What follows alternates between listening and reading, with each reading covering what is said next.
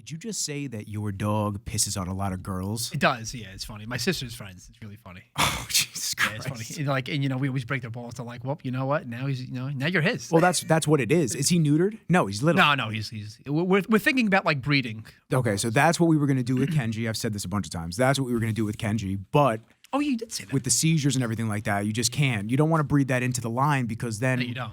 Because then it's a heartbreak for not only the dog, because you don't want the dog to go through shit like that, but it's a heartbreak for the family because Yeah, it it's is. so much, dude. It's No, like, it is. You're it's just nonstop. You're constantly monitoring the dog, looking at him. Like he does something weird, you go, "What's going on? What's going on?" I've become more. I don't want to say immune to it, but I've become more relaxed about it. Yeah. Because listen, the dog's gonna have seizures like here and there. Maybe we could spread them out as far as humanly possible. Now he's on potassium bromide, Yeah. which is a really strong anticonvulsant, and a lot of people have said that that's the quintessential besides phenobarbital. They said that's the one to go with if you want to do it, this and that. Now there's a vet that I'm very close with, and he's actually a black belt at Sarah's. Oh, sick. Very cool. So one day I just heard him talking one day, and I was like, "Oh, you're a doctor?" And he goes, "Well, I'm a vet." And I said, "Oh shit!" I said, "Well, this is what I got going on." He agreed to see Kenji, went and saw him, and it was a good situation because you feel like when you're dealing with issues with the dogs, you become a vet. You become of course. a doctor. You almost have to He's way your own. you have to almost don these different titles. Yeah, of course. And it can become something that's very anxiety inducing because you don't know if you're doing the right thing for the dog. No, and of course. this goes for people as well. Absolutely. But it's you don't know if you're doing the right thing for the dog. So what do we do? Should we give him this medicine? Should we give him that medicine? Yeah. What? And so I think having somebody on the inside, it does help a little bit. It eases the anxiety of it. So brought him to him. He told me do potassium bromide because Kenji was on Keppra and he still is for a long time. Kepra's a very light. Yeah, he's been rolling around and shit. Kepra's a very light anticonvulsant. Oh, cool. Okay. And so now we added the potassium bromide to it. Now he went 2 months without a seizure with the potassium bromide. Okay. But one morning, 3-4 weeks ago, I looked at his bed. His bed was soaked. I'm like, "Did you pee in the bed?" Himself, yeah. And I looked. "Hi, Kenj. Now you want to say hi, huh? We're on the air. Now you want to say hi. Come here. Come over here." I know he's got a good face. Love it. So My dog has a box face. the big ass head. Funny. Oh my god. So I looked at his bed and I'm like, what's going on? So I re-looked at the security cameras. Yeah, he's sniffing my knee. I re-looked at the security cameras and I was like, he actually had an episode, but it was light. So normally his episodes would wake me up. Yeah. But Wow. Jesus. But it was so light that I was like, oh shit, I didn't even hear it. And it was short and he recovered himself. And the next morning, I wouldn't even have known if he had one if I didn't see the footage and if I didn't see the wet bed. Yeah. How long did they last? Out of curiosity. It depends. Seconds? No, his are long, man. Really? Yeah. So his will last on average, 4.5 to 5.5 minutes. Oh man, that's a long 5 minutes, man. Let me tell you. It's a brutal 5 minutes. It's a brutal 5 minutes because you're. And I'll tell you what, there's been a couple of techniques that I've learned from the seizure groups, the epilepsy groups for the dogs. There's ocular compressions that I do, which stimulate the vagus nerve. Oh, so that actually shortens the seizures episodes and it actually helps him get out of them quicker. Sometimes it can almost people have said that it almost took the dog out of it completely before so they'll exhibit signs of a preocular phase or a phase. Yeah. They'll exhibit signs of a seizure prior. They'll do the ocular compressions and then they'll not have an episode. Wow, that's wild. So it's pretty cool. Pretty cool. It is. It is really cool. So it's been an adventure. And my mom says constantly, she's like, this is preparing you for kids. Of course. That's what this is really doing. It really is, man. Preparing you for the anxiety of having kids, the different things that go on. Yeah. So it's been an adventure. Listen, I've said it again. I've said it multiple times. I'll say it again and I'll say it again. Yeah. I never thought that I was gonna have a dog that at 2.5 years old he'd have issues. I never thought that. When Cookie, my last dog, died. When Cookie died, I remember. I thought that I'll get a puppy. Dog won't have issues until 10, 11, 12 because it never happened with Cookie. So you just think that it's going to be the same situation, and that's not how the cards played out. So we deal with it. Yeah. We just help him whenever he needs the help. Yeah. And he lives a very happy life. He's chilling. Yeah, no, he's a great dog. He loves it. I'll tell you what, I don't know if it's the medicine, but He's eating. He used to, even with the raw food, he used to give me shit. Really? Oh, Like he would fight you for that? not fight me for it. He would just Refuse it? He would like come over, sniff it, walk away. I'm like, bro. My dog does that too sometimes. Yeah, but but then he would start vomiting like later on if he didn't eat. Oh, geez. Because he would have. I'm trying to jack this chair.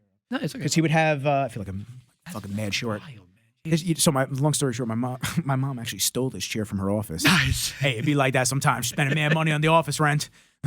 It is what it is. So she like took this chair from me for the office, but it doesn't lock. So it's like, Oh, you just go. yeah. So it's like a shot chair. So she picked the one chair that was shot. So it's like I sometimes I'm just like, oh hey, like I'm just trying to sit forward, and I feel like it sinks a little bit. Yeah. But anyway, so he would fight me on a lot of that, man, and it was definitely tough.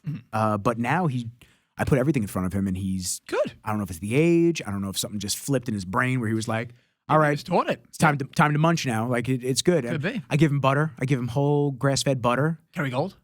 You know what? Kerrygold got in trouble recently What? for not being as grass-fed organic as they claimed. And then from what I understand, there was Dad loves that. an issue with the wrapper. Like the wrapping? Yeah. Really? Yeah, I'll tell you right Get the hell out of here. now. Yeah. Oh my God, I love Kerrygold. Shit. I'm about to fucking throw that out. Hold on one second. It takes time, man. That's wild. We needed Jamie. Jamie, Yeah. look that up, please. We need it. We do need a Jamie. It's crazy. Let me see. I have so many people messaging me about the fast. It's crazy. Yeah, no, it's sick. We definitely got to talk about that. We will. I've been doing that a while too. Kerrygold class action lawsuit. Oh Jesus, that's so fucking bad. Yeah. That's It's terrible. falsely advertised as pure Irish butter. A butter consumer sued top class action. Oh my God. Can you please stop popping shit up on my I know, screen? I'm God. so tired of it. Do you want cookies? Accept the cookies. Yeah, Accept the. Can we get Except the all email? cookies data. Leave the fuck alone.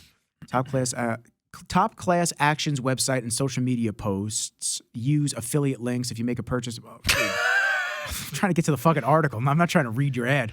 Kerrygold Irish Butter class action. A butter consumer sued Ornua Foods, North America. Yeah, it's probably the company. Why? The plaintiff says that the company's Kerrygold Irish Butter contains forever chemicals. Oh shit. Sick. Oh fucking carcinogens. That's fucking That's wild. great. A butter consumer sued them. Can contain harmful forever chemicals in wild. contrast to its quote unquote pure advertising. Yeah. Plaintiff Carolyn Winans filed the class action lawsuit against Ornua Foods, North America, in a New York federal court, alleging violations of state and federal consumer laws. She says Kerrygold Irish Butter is prominently labeled as containing pure Irish butter when in fact it allegedly contains per and polyfluoralkyl. Oh, okay. Well, that sounds terrible. Yeah, substances, PFAS, a category of harmful synthetic chemicals. PFAS are a group of synthetic, not man-made chemicals known to be harmful to both humans and the environment. And the class action Kerrygold lawsuit like that Roundup. says that because PFAS persist and accumulate over time, they are harmful even at very low levels. Damn, that's fucking wild. Shit. Yeah. That's like that Roundup stuff. Like you ever see those commercials now? Like Yeah. if you had some food that had this, or if you use Roundup, you can be entitled to money, man. That Roundup shit fucked a lot of people up. Neurological problems. I've had patients like that where they had like early onset Parkinson's in just one side, like a rare type Parkinson's strain, and they're like, yeah, man, it came from the chemical this. Wild stuff, man. But if that's in there, dude, they are in some serious fucking trouble. Well, it's scary, man, because like what else is in our foods that they're just and we go over this. I feel like every episode I go over this with whatever guest I have on. It's like, what are they putting in our food? You know what I'm saying? Like what are they putting in our foods and why is that acceptable? Why is it acceptable to use these things? It's sad. Why does like a CEO of a company, why do they find it okay to use these things? And then what? You're going to bring that food home to your family? It's money, man. Yeah. Yeah, I get it's money, but like at what point do you at what point is there like, well, we charge top dollar for shit. We could be using real ingredients and natural stuff, but we just choose to just use the shit for no reason, even though the profit margins might not be any different. That's the crazy thing to me. Yeah, it would be interesting to see like that type of like how much money would you really lose if like you did a full revamping? You know, like I'll give you an example, like electrical cars, right? Like pretty much all of You have the Tesla. Yeah, I have the Tesla. Yeah, great car. Highly recommend it. I always read up on like Tesla. I'm a big fan of Tesla. I have stock in it and all that jazz. You know, really, I got lost in the sauce with them. So what they always say is that like Tesla has been probably 10 to 15 years ahead of them, which makes sense because that's when the car really came out a couple of, around 2009, 2008. And most of the companies that are trying to go into electric, they're losing like anywhere from 30 grand to 100 grand per vehicle sold right now. But they, it's one of those things where in 4 or 5 years, they're going to be making money. So it kind of puts that into perspective on how the food is. Let's just say, like, oh, you know what? I don't want to use any of this chemical shit anymore. I want to use this. How much money are we going to lose per year? And how long it's going to be till we get into the green rather than the red. So it is something interesting, but that's probably such a long way to go, Nick, for like us to to force them to do that, because they're not going to do that willingly. No, of course not. No, of course not, because it takes too much in their minds to just reformulate and just go back to the drawing board. But realistically, it's like it doesn't take much. Yeah. Like, I'll give you an example. I definitely try not to drink too many things that have a lot of fake sugars in it. Yeah, like the Rain is probably the only thing that I drink that has sucralose in it. Delicious. Listen, man. Listen. Shouts to Rain. I've talked to them a bunch of times, and it's just kind of what the formulators formulate. That's what I've been told. Yeah. I've talked to them about the sugars that they use and the sweeteners, and it's just like, hey, that's what the formulation that the scientists said is it. Yeah. So like Monster down to Rain, it's like that's the chain of command. Yep. A lot of them have been very loud in saying that we want to use different things, and right? That's okay. That's awesome. Yeah. But like, is it actually going to take effect? Maybe, maybe not. It is what it is. So. It's like a weird situation because I'll have people message me. They'll be like, don't you drink Rain? It's like, yeah, listen, I'm okay with having some in my system, like moderation. But like when you drink that and then the ice cream that you eat has it and then this has it and that has it, and you start piling it up, it's like, well, that safe amount that you thought that you were consuming from the beginning where it was just this. No. That was in 15 other items that you just consumed. Yeah, and it's like, now it's So one of the things that I love is Jocko Fuel.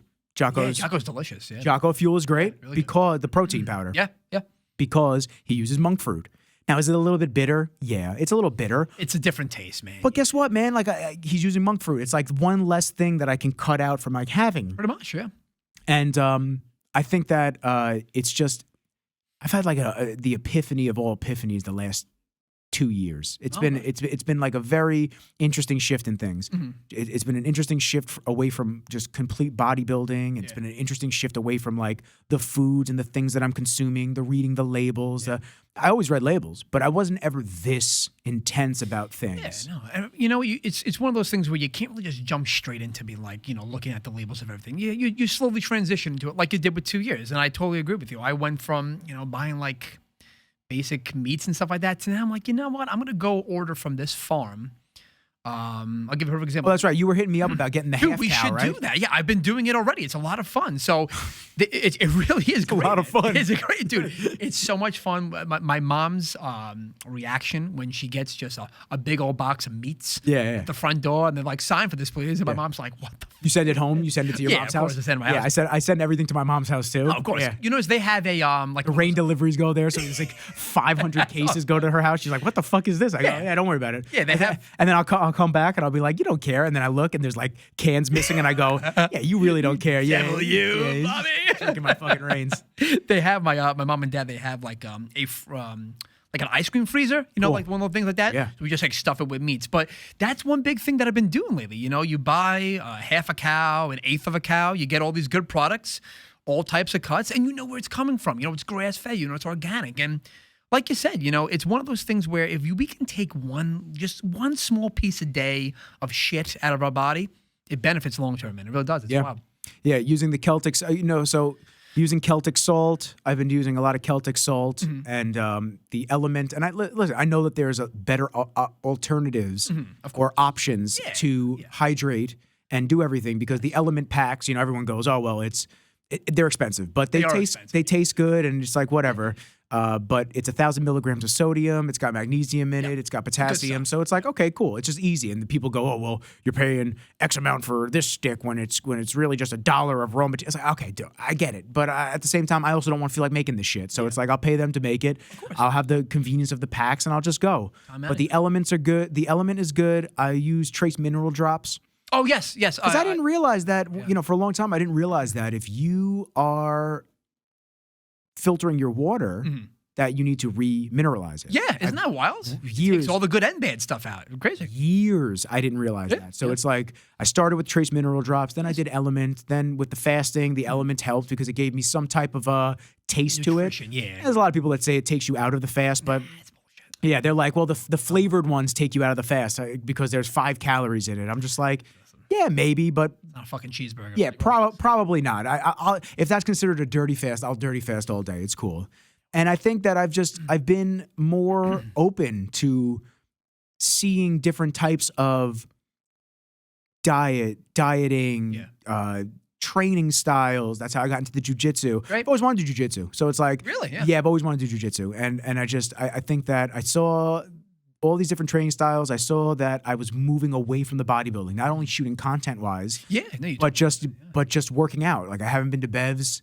I haven't been to Bev's in oh man, I think my last time there was probably June, really? July. Wow, it's fucking almost December. Are you gonna cancel? Yeah, I'm not gonna renew. And it's no offense to Steve. No, of course not. I love It's a Steve. great gym. It's I love 90% of the people that Your go goals there. are different now, man. That's my issue. My issue is I can't sit there for the 2 hours and work out. That's what it is. It is 2 hours. Oh my god! You know, between easily. talking to people, Oh, between yeah, dude. Everyone knows you getting there. 30 to 45 minutes of cardio in to just do everything, and then to actually train is too much. No, it is. And so I just switching up the styles, switching up to what I'm doing now, and every Sunday I do the competition class. Yes. And I just while I'm doing it, I'll have like little thoughts, just spacing out, just thinking, and it's just like it's crazy that my life has turned to this, and not in a negative way, in a positive way.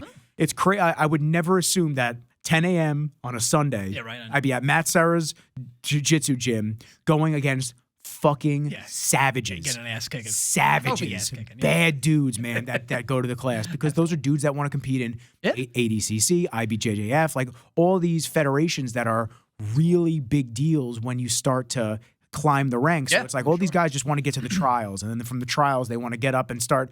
You know, I've never heard Gordon Ryan. You've probably heard of. Yes. Yeah. He's the king. Everyone calls him the king. He's fucking unbelievable at jiu-jitsu. Yeah. So it's like you see all these dudes that are trying to get to that level and you're rolling with them. So it's like, it's exciting, man. It is. And there's nothing more exciting than when you're looking into the eyes of another person that's trying to look at you and see where they like a can chess shoot in on you. That course. physical chess. It's fun. It's so much fun. So I have fun. The injuries have been a little bit here and there. Yeah. I know you work with those 2 other physical therapists. I work with Nick, Yeah, Nick Gilbert, and I work with Scott over at Long Island Stretch, the homies. Cool. So it's like, they've helped rehab me with certain little things. My shoulder is always shot between weightlifting and And you had that jiu-jitsu. for a while, right? Yeah. You had that like. I think ever since this is the shoulder that I hurt years ago. Yeah. I was doing shoulder presses. Yeah. I hit shoulders early in the morning one day, and then my buddy asked me to like go train shoulders again. So I said, okay, cool, I'll go train shoulders again. Yeah, it was a 2-day. Went again later in the evening. We're pressing the 80s, and I'm just working my way up to the hundreds like I usually do. And then all of a sudden, he was staring at somebody in the fucking mirror, like grilling him down. And then my left arm locked with the 80, and went all the way back like this. Like even doing this hurts. So like going like this, it went all the way back, and then I had to actually bring it back forward. And yeah, it was very painful for a while. I think it healed, and then I think recently I may have refucked it up. Well, it's BJJ. You're going to manipulate a lot of the joints, so that's something you always have to think about, right? That's tough. Like even with me, and I was telling you about before, like I'm starting to do Krav Maga again and all that jazz, and I have, I would say maybe like 6 to 8 years of like just some type of mixed martial arts in my life. I probably started in 2012. I did some Muay Thai. Then I had a buddy of mine, Mike. We did Krav Maga together. And then just some like basic Jiu-Jitsu, like nothing crazy, like really basic stuff. And then some Kempo and boxing. It was on and off stuff, you know.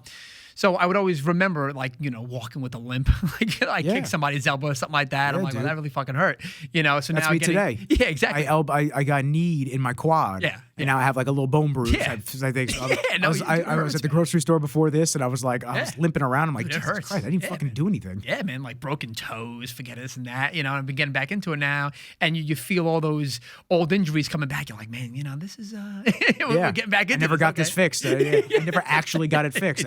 I just put a Band-Aid on it and some rock tape. Yeah, rock tape. I put rock tape on it, and all of a sudden I thought that was going to fix everything. Nope, it didn't. It didn't fix it. Yeah, so it's been quite the journey doing that stuff, and I love it, man. I really fucking do. I love it. At first, I was posting a lot about getting the ears. The cauliflower ears? Yeah, I was posting a lot about getting the ears because it started a little bit, but I was really posting because I was nervous. Yeah. I was like, oh. It takes a long time to go away, those things. I was like, look. Sometimes it doesn't even go away. Yeah. It's like, okay. And then all of a sudden, now I'm at the point where I'm just like, I don't give a fuck. Just give it to me. I used to wear the headgear for a while. My ears were sore. I wear the bra. I call it the head bra. All the fucking upper belts would laugh at me. I'm like, yeah, look at the head bra. But yeah, it's just such a switch up from what I'm used to. And it's nice because I don't want to do anything that's striking. Like, listen, we catch feet and elbows in the face here and there and pop me in the nose and this and that. It's like, okay, you know, it is what I don't want to do anything that's like direct striking. It's just not something that I'm interested in doing. Yeah. Would you ever want to do something like that?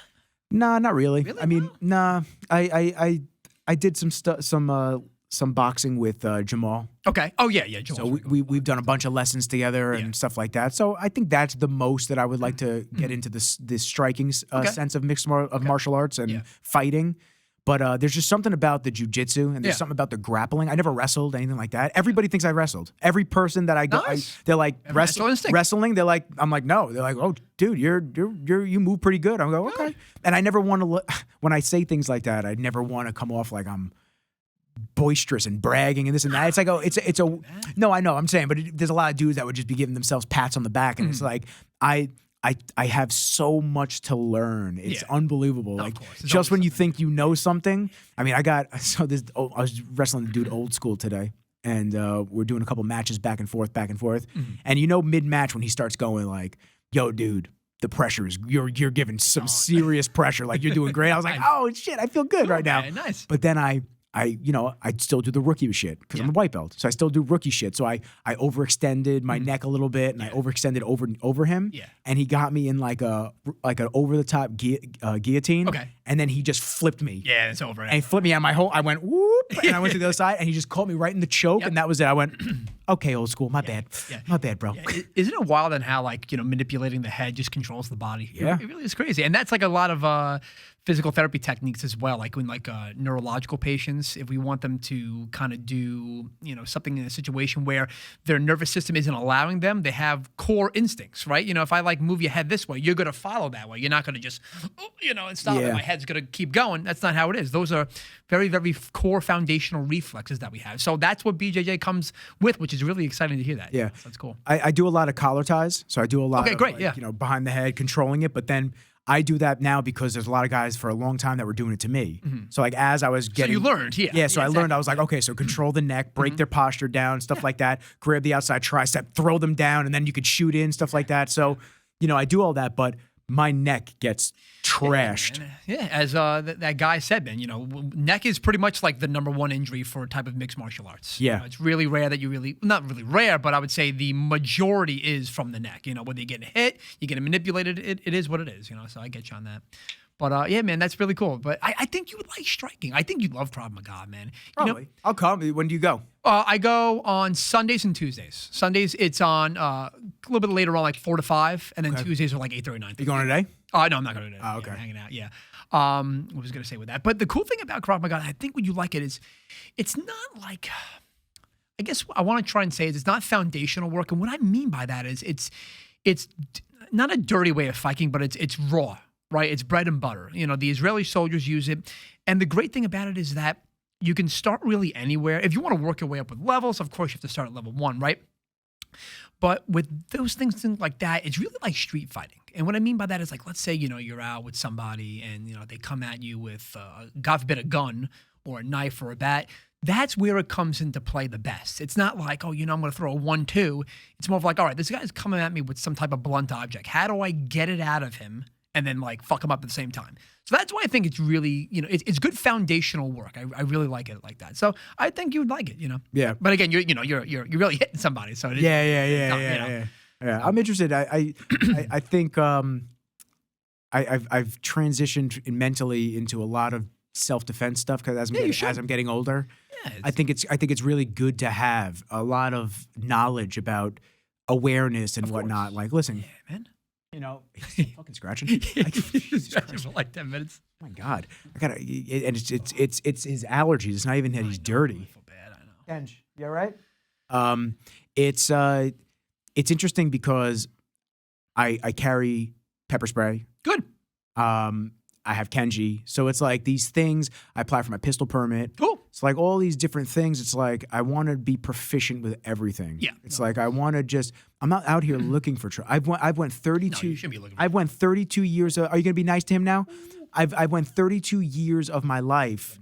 Yeah. Hey Kenji, I went 32 years of my life as tails growing, and he's just distracting me. Come here. Come over here. So cute. This face. Oh. Come here. Whoa. Come here. Whoa. Kenji.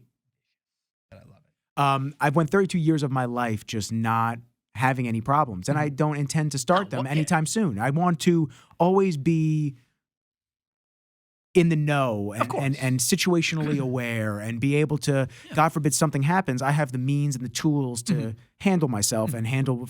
But the biggest thing is just getting away. That's the biggest thing. It's like even Jocko's a black belt. Yeah. He talks about it all the time. He goes, if it starts getting down in the streets, stuff like that, he's like, my first thing is like, oh, you want to fight me? I'm running. Yeah, I He's saw like, that you on want to do his this? podcast, too. I'm running. Yeah, dude, because and he's so right because He is. with even if your assailant comes at you and they want to fight you and cause you bodily harm, if there's a way for you to get away, that's exactly what the judges and the courts are going to say. It's like, well, all right, you beat the shit out of Buddy. It's he came at you as a criminal, but like you beat the shit out of Buddy, and it's like, well, you could have gotten away. Why did you? Or you shot him, or you this and that. It's like the last things that I want to ever have to do. So it's like, just I'm always going to try get me the fuck away from the situation as a whole. Yeah. And I've done a very good job of just like seeing things panning out and going, it's time to leave. Like especially when I had girls with me and this and that, I'd be like, we're going to get out of here. They'd be like, oh, really? Yep, trust me, because things are about to fizzle out over here. And I don't, stray words don't need to come our way, maybe present themselves to you. And then I have to step up. It's like, I don't want to do any of that. I want to just keep us away from those type of situations because they happen like that. Yeah, man. And ego is a deadly thing, man. I hate it with a passion. It's one of those things where my teacher once told me, he goes, the best fight's the one that never starts. Exactly. But it's wild, man. I guess, as we get more mature in time, right, we look at it and you see the majority of the time, I think we can both face that, is the fights are with like younger people. Well, yeah. I would say probably like 18 to 24, right? Something around like that. And I don't know what it was. Maybe if I did it when I was younger, I never got into any fight my entire life. But, I got into fights in high school, little tussles, nothing that was real. In high school, nothing that was I was real. A fucking nerd in high school. Yeah, no, little tussles, nothing crazy. It was like such bullshit. Yeah. And then nothing in college. Yeah, no. Yeah, no, I don't, because listen, man, I hold myself a certain way.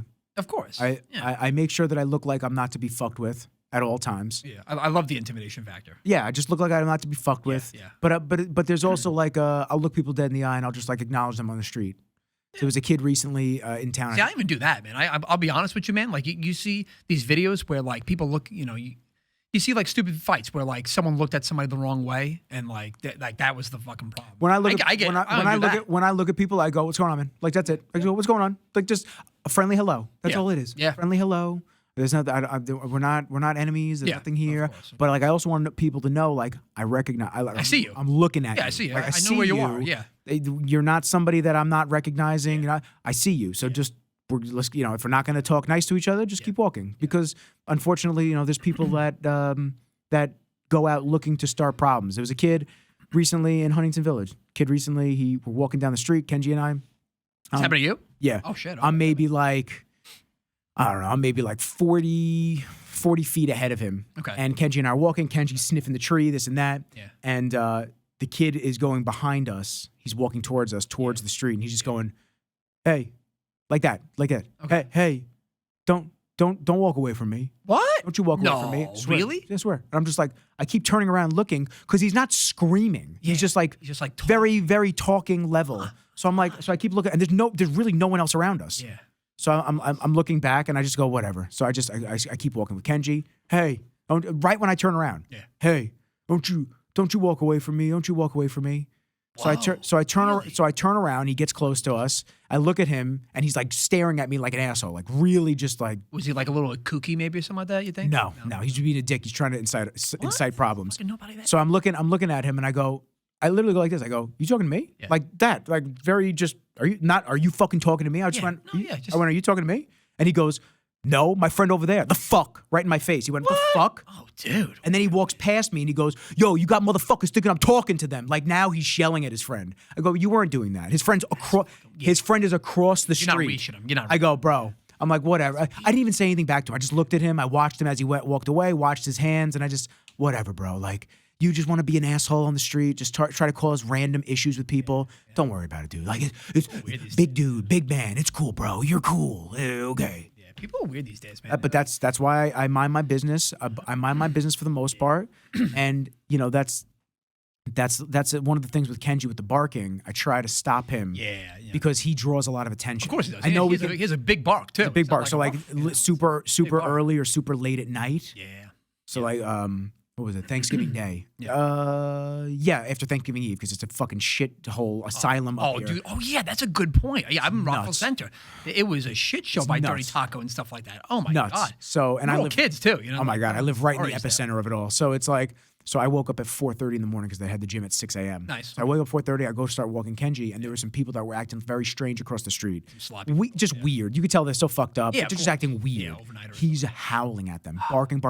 The first couple are okay, but then I'm like, Ken, stop, because like the more he barks, the more attention he's bringing to just us, and I'm like, you gotta stop, buddy. Like, please, just like cut it out, because like I don't want them to shut the dog up or something like that. Because then I'm like, yo, bro, watch your mouth. Like it's not that serious. It's a dog. Chill the fuck out. Yeah. So it's like, people are just strange, man. Yeah, no, I gotta tell you, man, like with things like that, you know, you see these videos of like people, robbing, like Altus and stuff like that. You know, I always think about like situations, with situational awareness. I kind of like give myself like an internal awareness of like, what would I do? You know, I'll be honest, I would be very scared to get into a fight, not because I wouldn't be able to like finish the problem. You know what I'm saying? I would be nervous that like they would get seriously hurt. Yeah. And I'm not trying to be like a cocky person. Like I'm just trying to say like, we live in a world where, heroes and stuff like that and sticking up for people is like banished. Yes. And you'd be like, well, you gave a perfect example. Like, well, like I fucked him up. It's like, yeah, but you could have just walked away. It's like, I could have, but like the guy was doing this. Like I stopped him. It's like, yeah, you stopped him, but you almost broke his like, you broke 3 arms and 2 legs. All it takes is one head to get bounced off the cement, and they're in a fucking coma or dead, and now you're on trial for manslaughter. Yeah, it's scary, man. So like I really get scared about that, because let's say like one day I have a family and kids and stuff like that, and a problem does arise and I do have to do it. We can both face it and call it what it is. We have advanced knowledge and advanced strength, right? We're definitely not average, Nick. I'll tell you that right now. So to have that. Do you hold back? Do you go full force on them? Like, what do you do? I think it's a reading situation. Oh, 100%. You have to just see how things are panning out. Yeah. Because if they're, it's just like everyone keeps asking me if I'm going to compete in jiu-jitsu, and I want to. That's cool. But that's good. Yeah. But I know they're not going to sink those submissions slow. Exactly. They're going to try to rip my arm off. Of course. It just is what it is. Because if they do it slow, their thought process is, well, then I'm just going to roll out of it. Yeah. Because they're giving me common courtesy, and I'm just going to roll out of it and say, fuck it. Yeah. So it's like, this is the same thing when you're going to be facing an assailant in the street, somebody that's trying to do bodily harm to you. Exactly correct. Are they going to stop? Yeah. Chances are no, they're absolutely not. not. So I think in terms of what the best practices are, I think it has to be some type of a restraint, and it has to be something where you can choke them out, like a rear naked choke. I've seen many videos like that. Rear naked choke, hold it, but now you got to hold it for the right amount of time. Exactly. Because you hold it too long, now motherfucker's dead. Yeah. So it's like you have to really know the limits of things. Yeah. And I think that comes with training. I think that comes with just maturity as human beings, because think about like when we were at Nassau Community College together, we are very different human beings since that day. Yeah. It is so crazy to look back on me, you, Julio, fucking Chris. Like it is so wild to think back to like how we thought, how we were as individuals and humans, and how our environments and the different paths that we've all taken, although similar in certain ways, very different, how they've changed us and upgraded us and made us different. Yeah, of course. So I think it just comes with, the territory of just being like I'm watching a lot of CCW stuff, concealed carry, firearm stuff. Oh, so I'm looking at a lot of which one? I know which one you're talking about. ASP. You ever see ASP? Yeah, active self-protection. I love that guy. He is so cool. He's great. But do you see like the fucked up situations that like happen on those videos? It's most of them, granted, are like in Brazil, Peru, like areas where like there's like record crime and gang violence and stuff like that. So that's where it usually comes from. But dude, those are great videos to watch and kind of get yourself through that. Yeah. When it comes down to it, you have to understand and read situations because situational awareness. Dude comes in. Let's say I'm right next to an exit. Dude comes in with a fucking shotgun or a fucking machine gun or a firearm, whatever, and he starts blasting the ceiling. Yeah, and just making down, threats. shit like that. Yeah. Can I get out? Yeah. And if I can get out, I have to take that. Yeah. I can't just be like, oh, I got my concealed, like it's the fucking Wild West, and pull my gun out and shoot him because now I'm on trial. Yeah, and not even that, but a lot of the videos, a lot of people that have conceals, they unconceal it in an inappropriate way, and then there's like or they brandish the firearm, or it's like, instead of having their hands up, like hey, they reach for it, and now it's a situation where it's like now now they're fighting for the gun. Maybe he was just gonna rob you, and listen.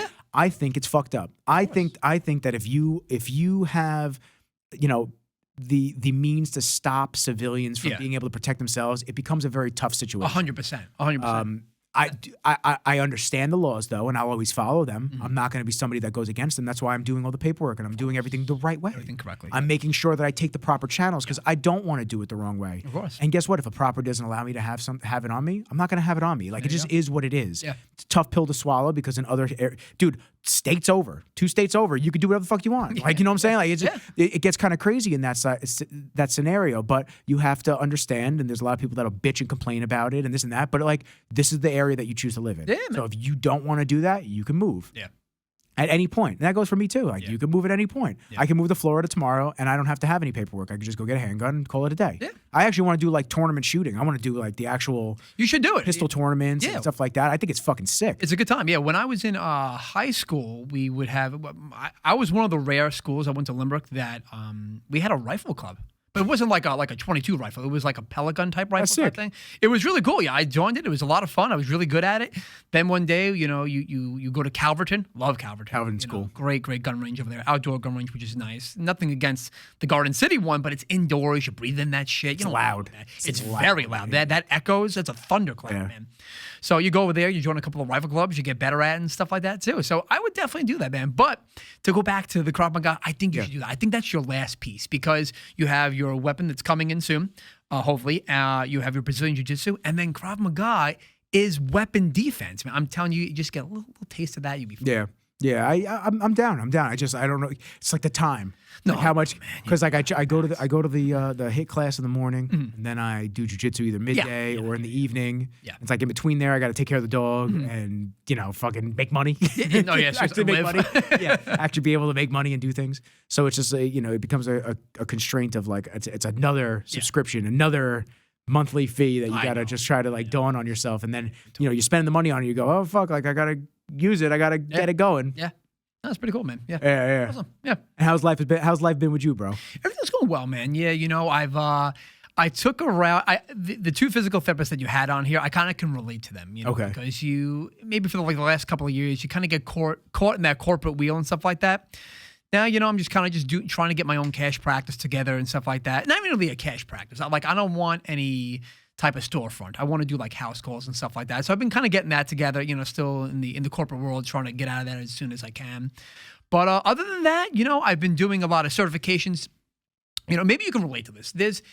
For the longest time, I feel like if I was ever complacent, I would feel a certain way. So I kind of summed it up in this sentence, in that, like if there's ever a time where I'm not doing something to better myself, or not even, better myself both physically and mentally, but stress myself to be better, I feel like I'm in this perpetual state of depression and boredom. Yep.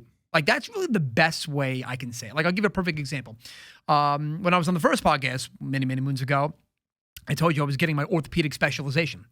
I got that, after that, it's like one of those things where like once I catch the bone, like I don't know what to do with it. I'm like, what do I do now with this now? So then after that, I got something called a TSAC. It's a tactical strength and conditioning coach. It's pretty cool actually. So what that pretty much does is for people with like military, police, fire department, they all have their levels of activities that they need to do. So you kind of coach them in things like that.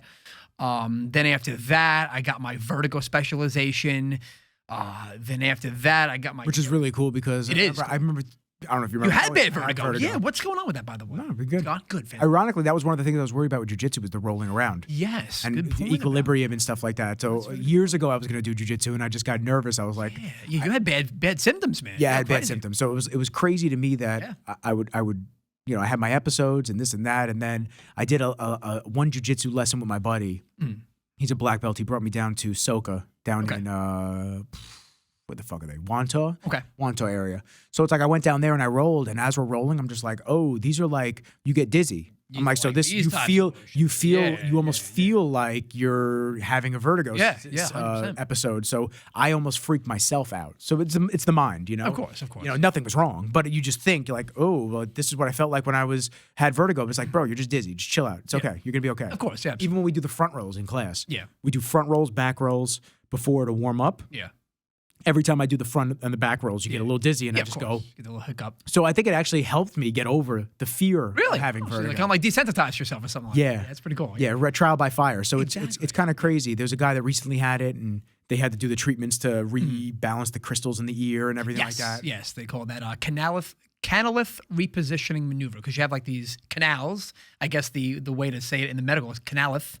Canal, ITH. Yeah. Canalith. Canalith. Yeah, exactly. Chris Bumstead podcast. Savage. So you do that to reposition the crystals to put them back in their place. So I got that certification. Then I got my geriatric certification, because they kind of look, when you work with older, more mature people that are well seasoned, it kind of looks good on the resume to be like, oh, like he knows what he's doing a little bit better, than the average guy. Anything like a resume booster. So now I'm at this, this point in time where again, I caught the bone, and I'm trying to zap myself out of going for something else. I want to be complacent just for a little bit, and enjoy these moments, because I found that in the past when I got a certification, I didn't enjoy it. I enjoy those moments where I'm like, oh, it feels good. I got this, let's see what I can do with this for a little bit. I was like, oh, that's pretty cool. Let's go for the next one. So I'm trying to. I think that's just the life. That's just the life that we live, unfortunately. Well, it's like we live, you and I. Think about it. Get very complacent very quickly. Yes, I would agree. A gift and a curse. Almost, yeah, I would agree with that. I think I found that let's say. Let's throw it back to the 90s. So not even that long ago. But not that long. Yeah, exactly. So it's like the 90s, there were tons of people that weren't entrepreneurs, that weren't working for themselves, that were cool with just going and doing the same job. Like my aunt was one of them. She worked at a magazine in the city. Yeah. Every day was the same for her. It was Groundhog Day. Every day was the same. She'd wake up, take care of the kids, go into the city, drive to the train station, take the train in, come home super late, do it all again, all again. There's a lot of people. I feel like now they people don't want to do that anymore. I don't know if it's post-COVID type situation, could be that, or if it's just in general they've woken up. I think there's been a mass wake up of everybody on a grand scale of things. It plays in part with a lot with COVID, but I find that it's more so on the people checking the ingredients and things. Yeah. People supporting small business versus going for all the big business. Yeah. People thinking deeper into things. Why? Yeah. What is the government doing to us? Exactly. Why are they doing these things? And who is allowing them to do this? Like, why are they unchecked even though they say they're checked, which they're not? Yeah. So it's I think that there's just been a grand scale of people that just don't want to do the same thing every day. Yeah. And I'm one of them. I can't. Even when I do this, even when I'm set in my fucking ways with the video stuff.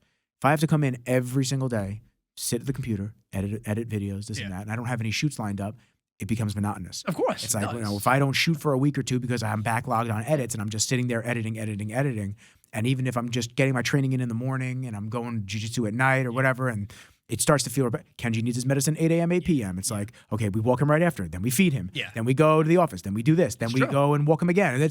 And you look and you lay in bed after a long day and you just go, what the fuck did it's the same day over and over again. I feel like I'm not doing anything. It's that rat race, man. It really is. That 9 to 5 wheel that you're like, oh my God, I'm doing this and that. And I think we talked about this before, but it's like that seesaw. You're here and you try to transition to your own way. And that's what I'm doing. I'm here right now in the corporate world, and I'm trying to slowly teeter myself into this side of what my own business and, doing cash practice and all that jazz. So no, it definitely comes down to that, man. But what are the steps to get you to do your own thing? Well, so I like to put things on paper and make them levels, because if I don't see it on paper or if I don't see it in my mind, I'm not I feel like I'm just shooting in the air and hoping I'm going to hit a duck one day. You know what I mean? So right now, pretty much what I'm doing is I'm working in the corporate world, still have my old job and all that jazz. And what I'm trying to do is I'm trying to teeter this into working with athletes, working with geriatric patients for cash at home. So that's a pretty cool thing about it. What I also have kind of been doing is staying into the athlete world. So really cool thing that happened to me. I was given the opportunity to work with the New York Giants. Sick. So really cool stuff. So I call myself a medical auditor. Unfortunately, it's not paid right now. So what are you going to do? But it's a foot in the door, and sometimes you got to make some sacrifices. So pretty much what I do for the New York Giants is the strength and conditioning coach. He comes to me. I go every 4 to 6 weeks to that area, and you know, they say, you know, listen, Antonio, this guy over here, you know, he's peaked, or, you know, do you see that, what I see? Like, it looks like he's twinging his knee a little bit. Like, what do you recommend? And what I do is I gather the evidence of what I think it is, or what I'm very confident in is. I never know for certain, because you can't say, like, this is it. Mm-hmm. You have to give a recommendation, right? You can't just make everyone else look bad. You got to be like, well, this is what I think it is. Here is all of the research that shows, oh, you know, maybe his glutes aren't firing as well. So try this, and you let me know what happens. So that's what I do. So it's pretty cool, man. You know, and every like I said, month to 6 weeks, I go to MetLife Stadium. I hang out in the locker room. I watch them train and stuff like that. I write down some things. They bring some things to my attention. I write down some other things. I watch them. And from there, I, you know, rinse and repeat. So that's a cool thing that I'm keeping myself into the athletic world. So it's pretty cool about that. Yeah. How's that been? Working with the players. It's cool. It's been a lot of fun. And you know what? I feel like a lot of people think that they train a different way. They don't. No. They train the same way that we do, Nick. It's same periodization, it's same transition, it's same deloading weeks. It's the same exact thing. Maybe they're focusing on some different things on different weeks. And they have the recovery, the means to just have top-notch recovery. So the recovery is phenomenal. Yeah. Man. They got ice baths. That's what I'm saying. Cryotherapy chambers. Yeah. They got, and they get to use it whenever the fuck they want. Oh man, yeah. Man, if I was a billionaire, I would 100% have a recovery room in my room, 100%. But yeah, dude, there's no difference of what we do and what they do. Yes, they're giving better equipment to optimize their training efficiency better. Of course they are. You know, we're a product of what we have. You know, if you have person A that's eating organic and having proper stretching and proper relaxation techniques and recovery techniques, and then someone B that just trains and goes to bed, you know, it's one of those things where of course they're going to have a better efficiency and they're going to have better optimization. But at the end of the day, man, they have a program. They do the program and they go. That's really it. You know, so it's cool to see that even the greats are just like us. They just worked harder than us, you know, or they're working harder for it. So it gives you a cool idea of saying, like, you know what? Anyone can be like that one day. Anyone can do it as long as you just get down to the nitty gritty, the bread and bones, and you can kill it. So it's cool. Yeah. What's the favorite recovery tool out of all of them? They love the massage gun. Massages. Yeah. Massage gun. Send the check. Send the check, baby. But yeah, so Theragun they use Hyper Ice, all that jazz. What's big nowadays is Hyper Ice has like these. What do you like better? Which brand? Does it matter? Same shit. It's the same thing. Yeah, you know, maybe I will say this: different brands. So I have a cheap $20 Theragun, and then I have a massage gun, and then I have a $400 Theragun. You know, I would say the difference is pretty much is the amount of pressure you can put into somebody, right? So what I mean by that is, let's say I have like the cheap $20 one that I got from Amazon, right? I can push it into somebody that they want more pressure, but the gears will stop. It only has a 20 pounds per pressure push into somebody. Meanwhile, Theragun, I think, has 120. So you really can, like, get in there. And it still is able to have the RPMs. Same, yes, exactly correct. So that's the difference. People always say, like, well, what's a better one? There really is no better one or worse one. It just comes down to what are you using for. If you're, like, a glutton for punishment, like I am, like, when I get massages, I'm like, yo, like, go extreme hard on the back. You know, like, I love that type of thing. Beat me up. Yeah, beat me up. Like that, it's what I need. But if you're very gentle, which is completely okay, because I have clients where they have very, sensitized skin, you really can't get away with a lot. That 20 pounds of just gently going over back and forth, that's perfectly fine as well. So yeah, I need the pressure. I actually bought the chirp wheels. The chirp wheel, have you seen those? No, what's that? I'll show you. Chirp wheel. I bought it. I didn't need the ones that are like foam rollers that pop your back and help you with the muscle tissue around that. Okay. My whole thing is I needed the neck piece that they just came out with to release the suboccipitals. Oh. Yeah. Oh, what? You have to show me that because that's Yeah. pretty cool. I'm gonna have to buy that because it's very hard without like manual pressure. And listen, it it doesn't replace that. Like I still, that's so okay. But I'll tell you what, man. If I do a bunch of jiu-jitsu and I don't do this at least once or twice a week, my neck gets so tight. I start getting tension headaches. Oh yeah, dude, those tension headaches. There is if somebody knows tension headaches over a regular headache, and I know that's a very confusing thing to say. But I guess so. What would be the example that you'd give for people to think about a tension headache? Exactly. Yeah. So a tension headache is something that comes up and around over like this, while like a migraine is like behind the eye. It's like right there, and you almost want to like get behind your eye and massage it, and then pop it back in, something like that. But while you're looking that up, another thing that a lot of them like to use, Hyperice makes it. It's pretty much like pressure leggings. So pretty much what it is, it's this big sleeve that you put on your leg. You put it on your legs and you lay there. Yeah, and it's chambered. So chamber Hyperice and what's the other company, the gold standard company? I don't know the other company. Hyperice has a really good module. I mean, it's like $600. So if you can afford it, I would highly recommend it. It's really sick, but it's pretty much chambered. So chamber one is in the foot. It is Hyperice. It's Normatec. That's what it is. Oh, Normatec. Yes, that's what it is. It's made by them. I'm sorry. Yes, no, you're right about that. Yeah, that is another name for that. Yeah. So that thing is sick. I love that thing, and a lot of the players use that a lot. You find that it helps with like the blood flow and getting things back, or it helps out with recovery of the lactic acid buildup. So that soreness feeling that you get after. Ooh, I know what this is. That's what you lay your neck on. Really? Yeah. And you find relief of it? Yeah.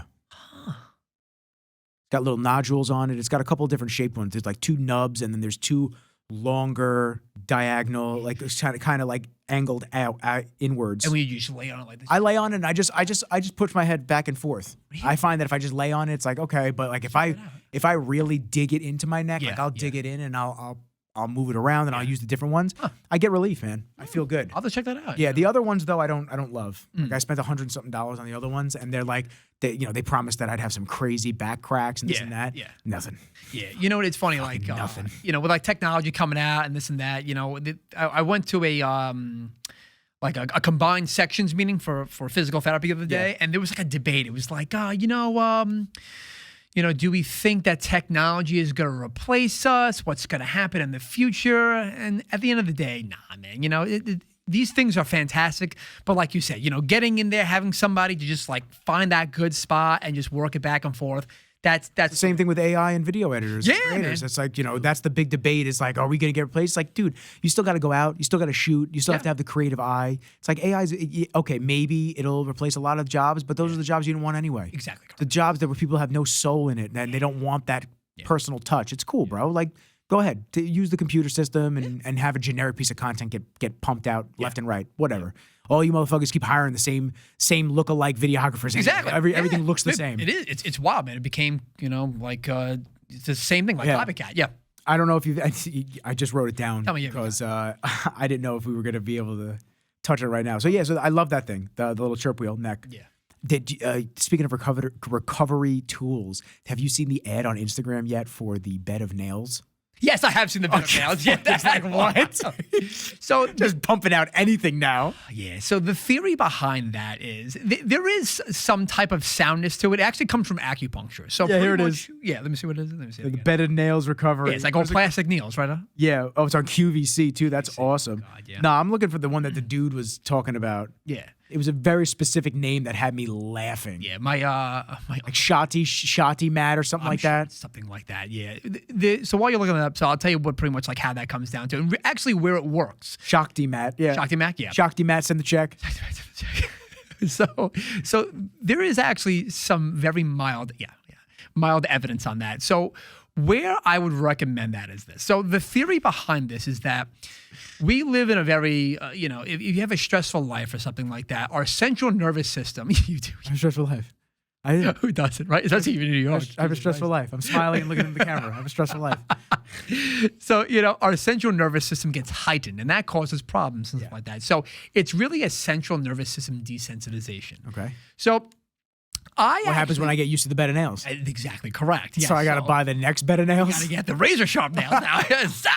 So it's made out of lionfish. I actually use that in one person. You use that thing? Yes, but I'll tell you, it's a very specific niche. So unfortunately, what could happen in the world is that like when when you get injured, there are these very specific points where there are a bunch of nerves. And if you hit that bunch of nerves in the correct spot, something called CRPS comes up, which is chronic regional pain syndrome. And what that means is that the body doesn't know what's going on, and it hits all the red flags to say, hey, listen, we're just going to hit this with everything we got. It's going to be insanely painful. And the problem that happens is that if you don't nip it in the butt really, really quickly, the body keeps it for a very long time, 2, 3, even 4 years. So I'll give you a perfect example. I had a patient many, many moons ago. He was a FedEx driver. He fell off the FedEx truck. He hit his knee like on like an angle, like right there, like such a bad spot. And of course, where the swelling occurred was this group of nails. You have your saphenous and all that jazz on the knee. And he got chronic regional pain syndrome. So the way that you do it is you have to desensitize the central nervous system somehow, some way. So you can do really extra painful ways like taking sandpaper and rubbing it on that area. It's a terrible sensation. Or what you can do is what we did, and it did provide relief, which was pretty nice. We took something like that and we just wrapped it around his leg and we just put pressure on it. And we did that for around 20 minutes to a half an hour. And that's the only research that shows that helps out. How many sessions did that take? A while. Yeah. Probably 20 to 30 sessions. The good thing it just didn't just turn off. It got better and better over time. It still lingered because the body always has to go through that process. But it was enough that he was able to function appropriately. So that's the only time I've ever used something like that. Like if you're asking me like, hey, should I use it? I don't know. I buy the bed of nails. It's on sale for Black Friday. It's up to you. I'm just gonna be laying there naked in my apartment, just fucking on the bed of nails. What the fuck's going on in this American room? Psycho style. Yeah. It's like, Don't worry about it. I'm desensitized. Desensitized, leave me alone. Just desensitized things. All right, time to flip. Yeah.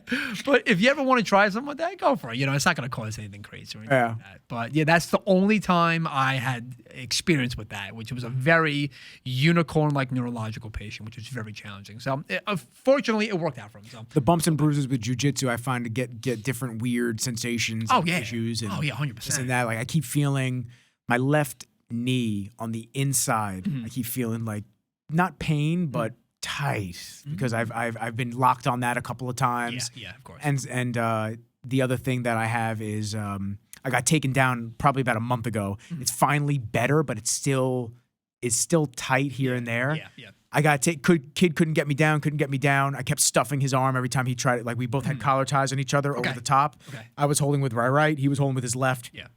Collar ties, and he kept trying to come across me, and I kept stuffing his arm. Really? So finally, he double shot underneath, took me down completely, which was great move. It was phenomenal. Yeah, exactly. The issue was I landed on my back, which was fine. Yeah. But my left leg, my right leg, I kind of landed on my side. My left leg was totally bent, like this, totally bent, and my foot hit the mat totally flush and then like bounced off from the ricochet of it. So like ever since then, my left knee, it's not even the knee. I was, Nick and Scott think it was my hamstring. Behind it, just it doesn't hurt at all. Yeah. But if I bend it in totally and I touch my calf to my hamstring, or I squat down all the way super, super low, like ass to grass, that's when I feel a little bit of discomfort on that back left area of the knee. Back left area, yeah. That's so the back of the knee is like the lower back of like the leg. There is so many things that go into there. You have 3 muscles already that are coming from your hamstring, right? You have your semitendinosus, femoris, and the bicep femoris, long head, short head, all those that go into there. Then you have the muscles from the calf, right? From the shin. So you have your calf, you have your peroneals, you have this muscle that's the popliteus that locks meeting right there. So the back of the knee is a pain in the ass to really go into and decipher. You really need some time. I'm sure the other physical therapist has done this well, but you really have to kind of just sift through one muscle at a time. No, I haven't ever since then. I haven't gone to them yet for that. Yeah, I would definitely check that out. Yeah, what's interesting enough is that if you have a problem with it during deep Bending. flexion, that would make me kind of believe like deep bending. Bending. Right? Yeah, so bending it all the way. Like let's say if you're laying on this table, I would bring the back of my heel to my butt, right? Yes, that's or when a deep I feel squat. it. You feel but when it I there. first felt it was when it was overextended. Yeah, that's interesting. Yeah. So that kind of leads me to one of two things. It could be either meniscal, which, it doesn't really sound like that. I'm running and I'm grappling multiple times a week and it's not stopping me. Yeah. Okay. Yeah. Or it could be some type of mobility issue, meaning that when you hit your leg off of the mat totally has flush. that bounce, right? It could have just, I don't want to say like subluxural joint or anything like that because that's not really what it is, but it probably maybe overextended it. Yeah. So what it could have done is the kinematics of movement could have been altered in a way, and that's a good situation because all you got to do is kind of just have to manipulate it back in the other way. And when I say manipulate, I'm not talking about like like that. Yeah, it's more chop like it right in. just like move it around a little bit and stuff like that. But definitely let them look at that. It's pretty cool. Yeah. Or I'll have you look at it. I'll look at it too. That's fine. Get on the table, Nick. We'll do it right now. All right, guys. So, so today we're going to cut to a commercial break. Yeah, it's cool, man. But yeah, that's so to kind of bring it all back, that's what my my big claim to fame is right now. The New York Giants thing, which is pretty sick. And so then, what does that blossom into? Does it work? Does it blossom into individual player work? Does it working on individual players? Yeah. Are you able to cultivate relationships with them like that? So the cool thing about it is I've been able to cultivate relationship and talk with them and stuff like that. Obviously there's an NDA, so I can't tell you who it is. I can't have to post or anything like that. Nah, so that's like the unfortunate part about it. I would love to be like, So hopefully it blossoms into something more, maybe assistant strength and conditioning coach because I work with him already. I don't know if you know, I had Joe Giacobbe on the podcast. Yes, I do. That was very cool. Joe is the shit. Yeah. Yeah, Joe is a Jet strength and conditioning Yes, coach. he is. Yes. The strength and conditioning coach that I work with now, his name is Craig Fitzgerald. Great guy. He just got there from Texas. It's the second year doing it, so he's pretty cool. So what could that do? Honestly, I would love to get paid for what I do. I'll be honest with you. Like I have one of my mentors. He is doing what I do for the Carolina Panthers. So the name that he has, it's like the director of medical sciences or something like that. And pretty much what he's doing is what I'm doing. A injury happens, like you're the quarterback, Nick. Oh my goodness. Oh, perfect example, Daniel Jones, right? Was it a neck injury for him? No, he had an ACL tear. Oh, he had an ACL Yeah, tear? he's out for the season now. I mean, that's public knowledge, so I can talk about that. So he's out. So pretty much what my mentor, Rob, he does for the Carolina Panthers is they'd come to me like, listen, Rob, like this guy's fucked up now. Like, what do you do? How long do you think it's going to take for this ACL to get better? Same thing. What he'll do is he'll do all the research, be like, all right, listen, he has X, Y, and Z. He's an elite athlete. This is what I recommend. I recommend 6 months back onto the field, additional 3 months. He'll be killing it once again, So that's what he does. So I would love to do that. That's the goal to, have that type of benefit. That'd be really, really sick. But at the moment, just kind of getting my my bread and butter. Making your bones. Exactly correct. Not trying to step on any toes or anything like that. I'm just a shadow over here. If you need me, listen, I'll be watching from far. Yep. You give me somebody to watch. You'll be like, okay, there he is. Watch, watch Kenji.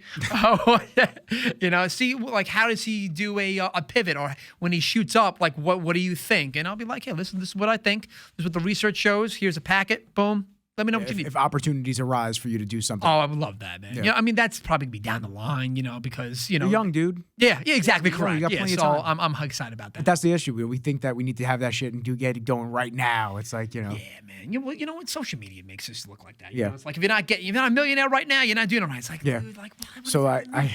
I frequently browse the Reddit forums for money. Really? Yeah, there's a money forum where Okay. they'll give it financial advice. Okay, this cool. and that. Yeah. So one of my favorite things is just like you'll see these astronomical claims of people are fucking lying. No, of course they are. Yeah. It's like dude says 20 years old, 600,000 in the bank. What should I invest in? It's like the fuck. Yeah. So like people started posting real things. Yeah. So it's like $1.86 in the savings account. No, seriously, man.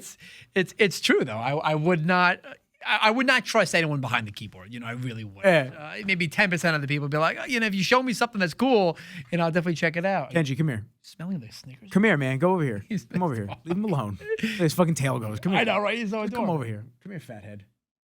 Stretching out. Hey, buddy. But yeah, no, I wouldn't trust anybody. I want to see tangible proof. Yeah. I really. Yeah, I'm not buying into anything. I'm gonna hit him. I'm gonna DM him on the side. Yo, let's go to the ATM together. Let me check that balance. Yeah, I don't believe that. Especially as I get older, man. Like I value time so much, Nick. I'll tell you what I've done. I started doing as a businessman and time-wise is I used to never pay myself. What do you mean? Since I've opened my company, I've never paid myself. Oh, okay. I've never paid myself. I've never like the money's in my business account. Yeah. But I use it for the business generally. And Really? my rent and stuff like that, I pay it all out of the business. Yeah. I've never like taken that money and given it to myself, like in my savings account, to be able to like start using it and accruing it and investing it in different ways. Because for a long time, I didn't really know that I was supposed to do that. I guess I just kind of money came into the business account. I just sat there and I was like, okay, cool. I'll use it for paying off this card and buying this piece of equipment and this and that.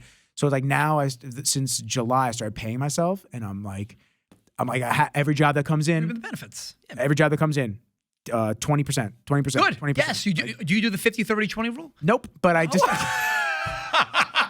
I was so excited. I thought you did it. I know roughly about it, but I don't. You should do that. It's I don't. really helpful. I don't practice it like that. I should. There's a lot of things that I need to do. Yeah.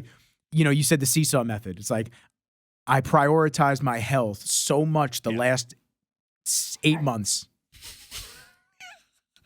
You see how he's looking at me? I mean, it's like, what's good, bro? You want to make a move? You got a problem? I'm fucking worried about it.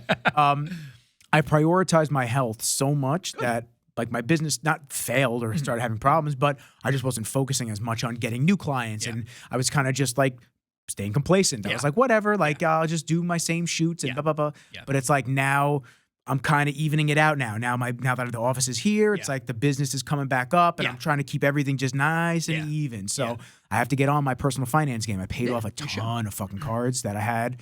And it's not that I don't have the money. I didn't want to take huge chunks out of my my business account. I was just like, I'd like to keep it as a very, very 2-year worth of nest egg of just like, God forbid something happens, I have the abilities and the means to just keep paying things and this and that. And I'll fuck it, that card, I'll pay that off later. I'll do that. But then it's like, you start looking and you're getting dinged with interest every month. And that interest is a bitch, man. I'm 20%. I'm like, why am I getting fucked over here? I know. I'm like, why am I'm paying $2,000 here, but it's like, the balance is back up. Why is it back up? Oh, well, you used it at the grocery store. You used it here. And then the interest hit. And then it's like you're right back to way worse than where you started a month ago. Yeah. So it's like this is how people get into fucking bad debt. Yeah, man. Yeah. It's so recently I just said, fuck it, dude.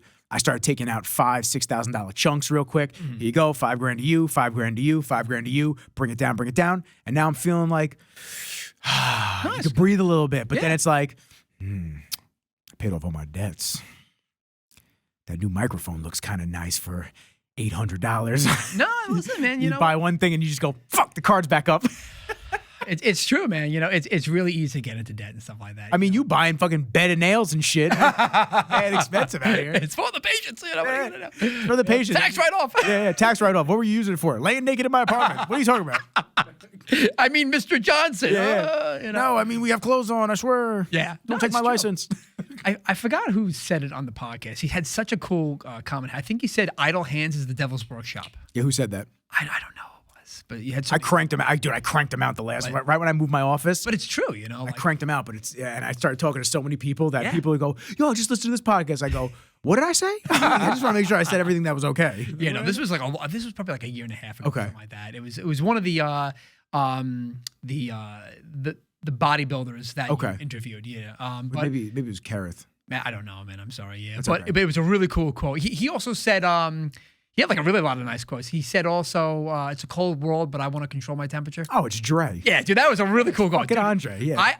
If he's listening to this, man, I would recommend him just making a book of all his like quotes, and I would just fucking read that. Yeah, it's cold world, but I'm gonna control the temperature. Dude, that was such a cool thing. I'm like, holy cow, that fucking hits really hard, man. Yeah, Dre's the line king. He just throws them out. He's got them left and right. Fucking bars, that guy. I hope he kills it with those lines, man. Yeah. Damn. But yeah, as I gotten older in life, man, like time really has been very valuable to me. I'm going to tell you a very brief, depressing story. I do apologize. No, and we'll bring it right back into it. So during COVID, I know. For those that are listening, I mean, you can't see on the video anyway. Yeah, Kenji's behind me just having a tantrum. He's just tight. He's just like, yo, you've been out all day. You've been at Jiu-Jitsu. Now we're sitting here doing a podcast. Hang out with me. Take me out. I want to piss on shit. Exactly. So go on. I'm sorry. No, it's completely okay. So during COVID and stuff like that, my mom recently got diagnosed with multiple myeloma. So, you know, she has good days and bad days. So, what is that? I'm sorry. No, it's completely okay. So multiple myeloma, in essence, is there's a bone in your body that's creating cancerous plasma cells. Oh, wow. Yeah, and it spreads, right? So the good thing is if you nip it in the butt and you find the bone, you can you know Do it like a bone transplant or a marrow transplant? well, you could do that if it gets to a bad level. What you do is you do chemo and radiation, kind of zap the spot. So that's what my mom's kind of going through right now. Not to cut you off and throw you off, Tell me. but have you seen the South Korea study? I don't know how No, tell me legit about it it. is. What is it? They have a machine that'll actually just zap the cancer That's fucking wild. without chemo. That's wild. No chemo. Really? Zap the cancer. I will definitely look into right that. at the source. If you can send me that link, I would love to see that. That's Don't know really, really cool. don't know where I saw it. Yeah. I'm gonna look right now. Hold on. Yeah, no, it's okay. Before you continue. Okay, gotcha. Hold on 1 second. South Korea? South Korea, cancer treatment, maybe? Cancer zapper. Yeah, cancer zapper. Cancer Sick. laser. Yo, don't hit my tripod. Kenji. Look at that. Look at that sass. Come here, stay over here. That's a sassy Don't bark at him. Proton therapy, the new face of cancer treatment. Visit Korea. Is that Okay. maybe it? I'll check that out. Proton therapy. Makes sense. Korea's Speclips lands $8 million for real-time cancer diagnosis with laser. Damn. Maybe okay. that's what it is. Okay. I'll definitely look into this more. I was not aware of that at all. Yeah. Just to give like a little bit of sorry to cut you off. It's okay. Just to give a little bit of substance, if this is what it is, the non-invasive screening for cancer. So this is a screener, Okay. but there's supposed to be one that zaps it. Startup company in Korea, Speclips. It's like Spe and then Eclipse combined. Okay. A startup company in Korea with a laser-based approach to rapid screening for the most dangerous form of skin cancer has closed a round of venture funding worth $7.7 million. That's not what I was talking about. Okay. But I'll have to find it. Please and do. I will, Yeah, I would I will love to send see it to you. that. Please continue. I'm sorry. No, it's completely okay. So I guess the reason why time has been like so valuable to me in looking at stuff like that is because of that, right? You know, so that happened. Give it applause. He's not even Give a fuck. fuck that donut. I want to hear this story. That's Yeah, I what wanna hear he's this asking. So that's what pretty much happened. So from there, you know, my mom is on medication. She has good days and bad days. Really just depends on stuff like that. So I kind of like, you know, help her out with hospice and all that jazz. And now he's got it. And so this is how kind of like my life kind of turned a little upside down a little bit with time. So I would work a corporate job and do 40 hours. Then I would do home cares, which was additional 20 to 30 hours to make money to help pay the bills for the medicine. I would want to be with my mom.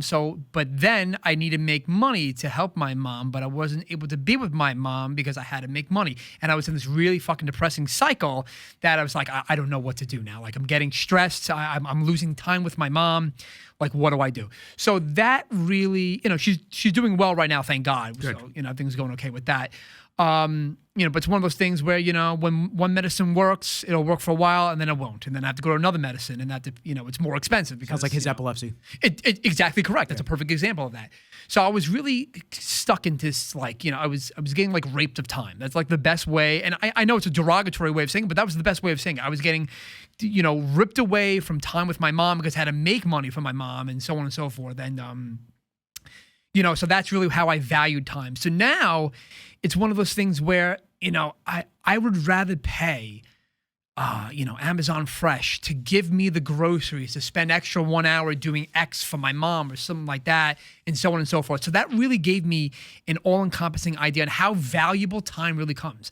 I come to the point where I would absolutely rather spend double to the triple amount of money for a service to come to me to spend time with family rather than going out, going to freaking King Kong or whatever it is. Oh, you know, the beans. No, I'm not looking for this. I'm looking for something else. Got to go here and there, spend an hour or two, even with laundry. You know, like I'll send laundry out now because it's gotten to the point where I value time so much that I'd rather spend more to have what I want to do with my mom. So it comes down to that. Yeah. So that's how I got it. Yeah.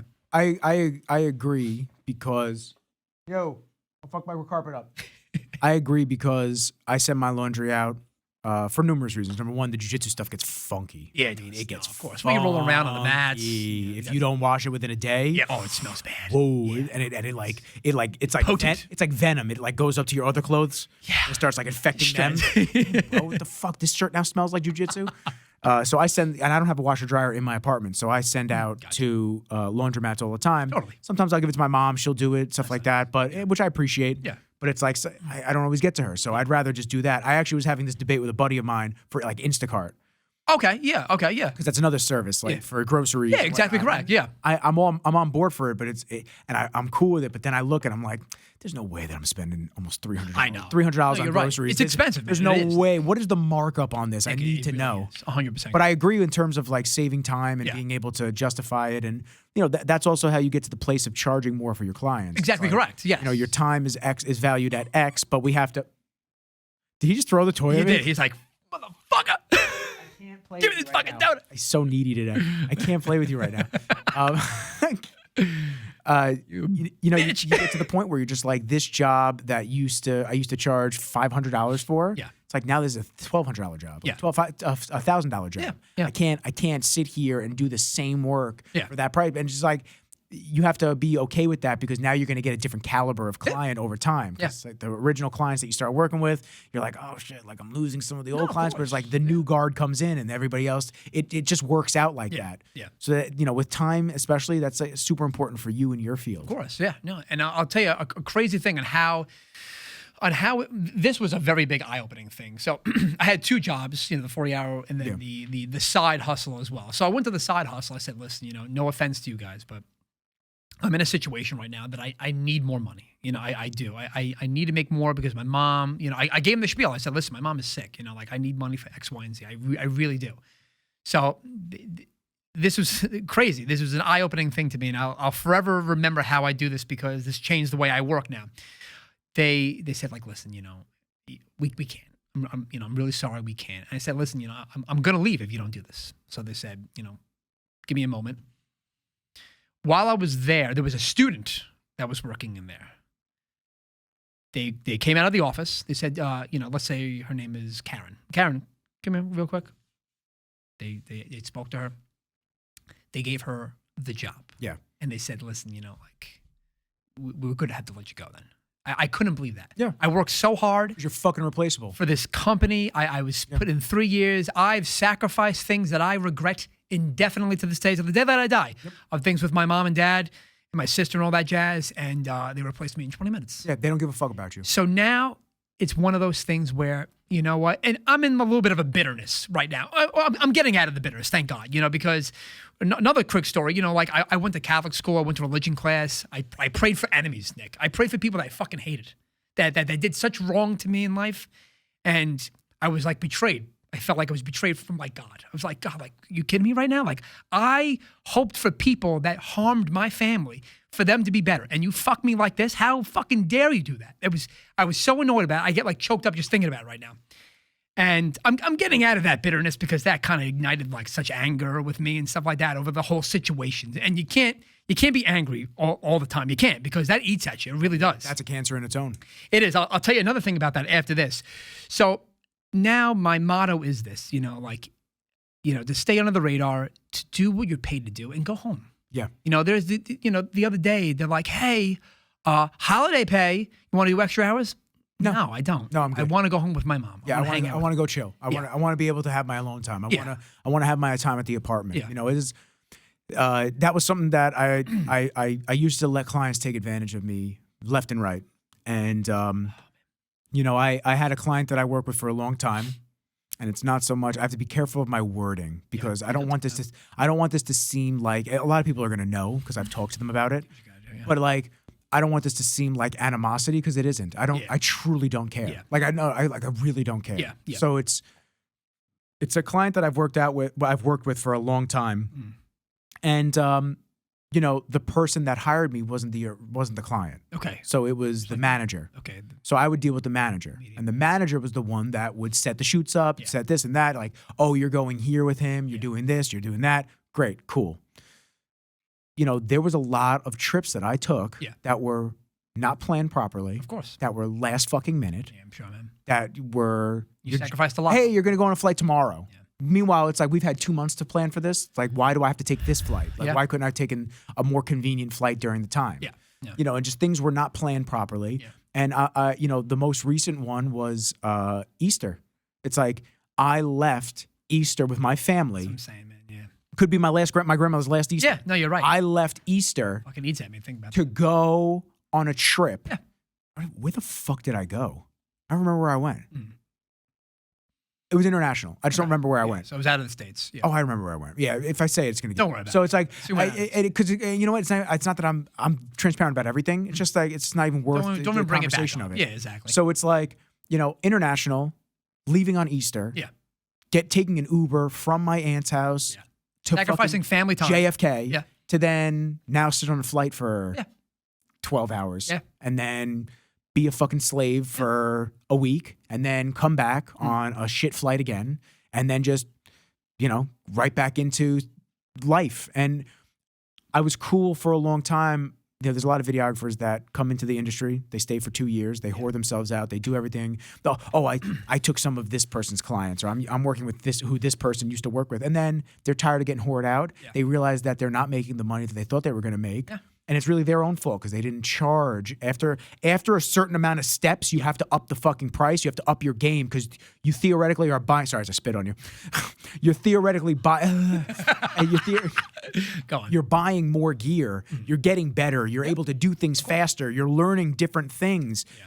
You should be charging more as you go on. But to these dudes, they get too set into like, I'm charging this rate, I'm this, and they let the people that we're working with overstep their boundaries. Hey, can I get another edit for the same price? Hey, can I get the raw footage? Hey, can I get this? Can I get that? And they just go, fuck it. Like with the thought process of I'm gonna work with this person continuously forever. Yeah. Nah, bro, they don't give a fuck about you because that same client that I work with, he's already working with a different video guy. Sure. And guess what?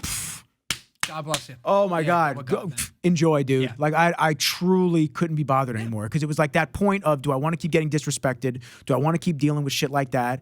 Biting my tongue, sitting there, being undervalued for the amount that I'm given. Exactly. If I want to keep doing that, then it's cool. Then you just keep going. Yeah. Or do you just allow the next chapter to come in where I'm doing a lot of corporate stuff now? Corporate stuff is fucking mint. Let me tell you. Oh, I'm sure. Bro. Yeah, I know. One day, what some people's 3 months worth of salary is, 1 day of work, if that. Yeah. I had a job that I went down to Philly. Job in Philly. Oh, yeah, Philly. Yeah, Philly. That's cool. It's a great job. Yeah. Fantastic job. Went down to Philly. Filmed for, I want to say, a consecutive 30 minutes. Consecutive. I was there for 5 hours. I got there at 11:30. I left by 4:45. Yeah. I was in the car driving back. The traffic was worse. I know. Was longer than the actual shoot. I'm sure. Okay. 30 minutes of collective footage, if that. And it was like a crazy job. It was like one contract for the month. Like that's how much it was. Good for you, man. And I just was like, this is great. Yeah, no, it is. This is great. Yeah. I don't have to run around an expo and whore myself out and do things. I'm like, wow, this is fucking awesome. So it's like, is it boring? Oh, without question. Is it like hard? No, not even a little bit. Like I even told the woman there, I said, this is like, I'm used to having craziness. I'm used to having a film for like 17 hours straight and then having to edit the entire day as a vlog that we release the next morning. Next day, exactly. Yeah, I go, wow, this is great. I said, please keep calling me. They loved it. It was actually, I didn't sign anything so I can talk about it. It was actually for the Ozempic drug maker. Oh, wow. Ozempic ass. I know it's epic. That's really wild, man. Holy cow. They're interviewing doctors. That's cool, dude. With new studies. So I was like, oh, this is beautiful. I said, please keep calling me. Let me tell you, man, if there's something I know is the medical field, they have bottomless. Look, I brought the lights. I brought the lights. I had multi-cameras set up. I said, let me spritz this up for y'all. Y'all are going to take care of me. I'm going to take care of you. You want some water? Yeah. Anybody? I put a maid outfit on. Anybody? Fluffer? Anybody want fluffing? Yeah. So it's just, that you have to start taking these things into consideration and going, where am I valued most? You're right. And once again, like having a job like that for me, that's 1 day of work. Yeah. 1 day of work. And then the next day I edited. And it took maybe 6-7 hours to like get the interviews polished up and this and that. Yeah. Okay. So let's say 2 days of work. Okay. 2 days of work for what somebody would normally take to make in 2 months. That's awesome, dude. That's fantastic. And that's not boast. And I know you don't think that. I have to reiterate this for people that are listening. That is not a boast. That is something to get you excited about what you can make. Do. Yeah. What you could, the potential of earnings that you'd be able to do. Like that. There's so much money that just goes unaccounted for, 100%. And people are willing to spend it. You just have to show them that I can deliver what you need fast, Yeah. efficiently, Yeah. quality. course. We could do all of this, Yeah. and I'll do it all for you.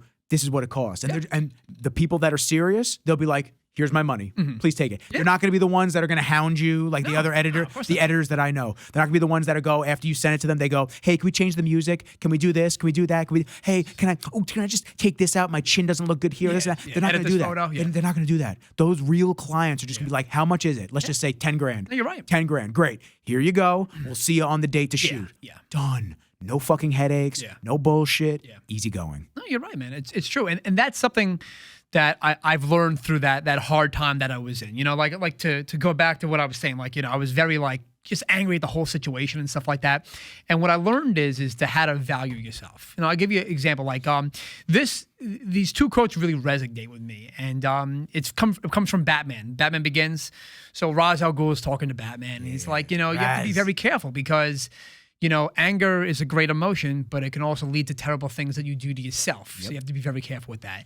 And that goes into another quote that I understood that really resonated with me as well. He goes, as some type of psychologist said this, he goes, you know, the emotion that loves you the most is anger.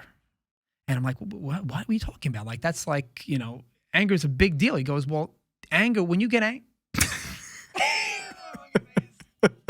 You're sup. I tried. I want to hear this. I tried so hard to keep that together. I'm sorry, guys. Let's hear the story. No. Say it. Yeah. Oh, yeah. So they bring it back. So anger is the emotion that loves you the most. And the reason why is because whenever you're angry or something like that, you know, that's your body and your mind saying, like, listen, you know, this happened because they didn't do this, or, you know, you should do better or something like that. You know, so whenever that was when I heard that, it all made sense to me. Those 3 years of, you know, my mom's still alive, thank God.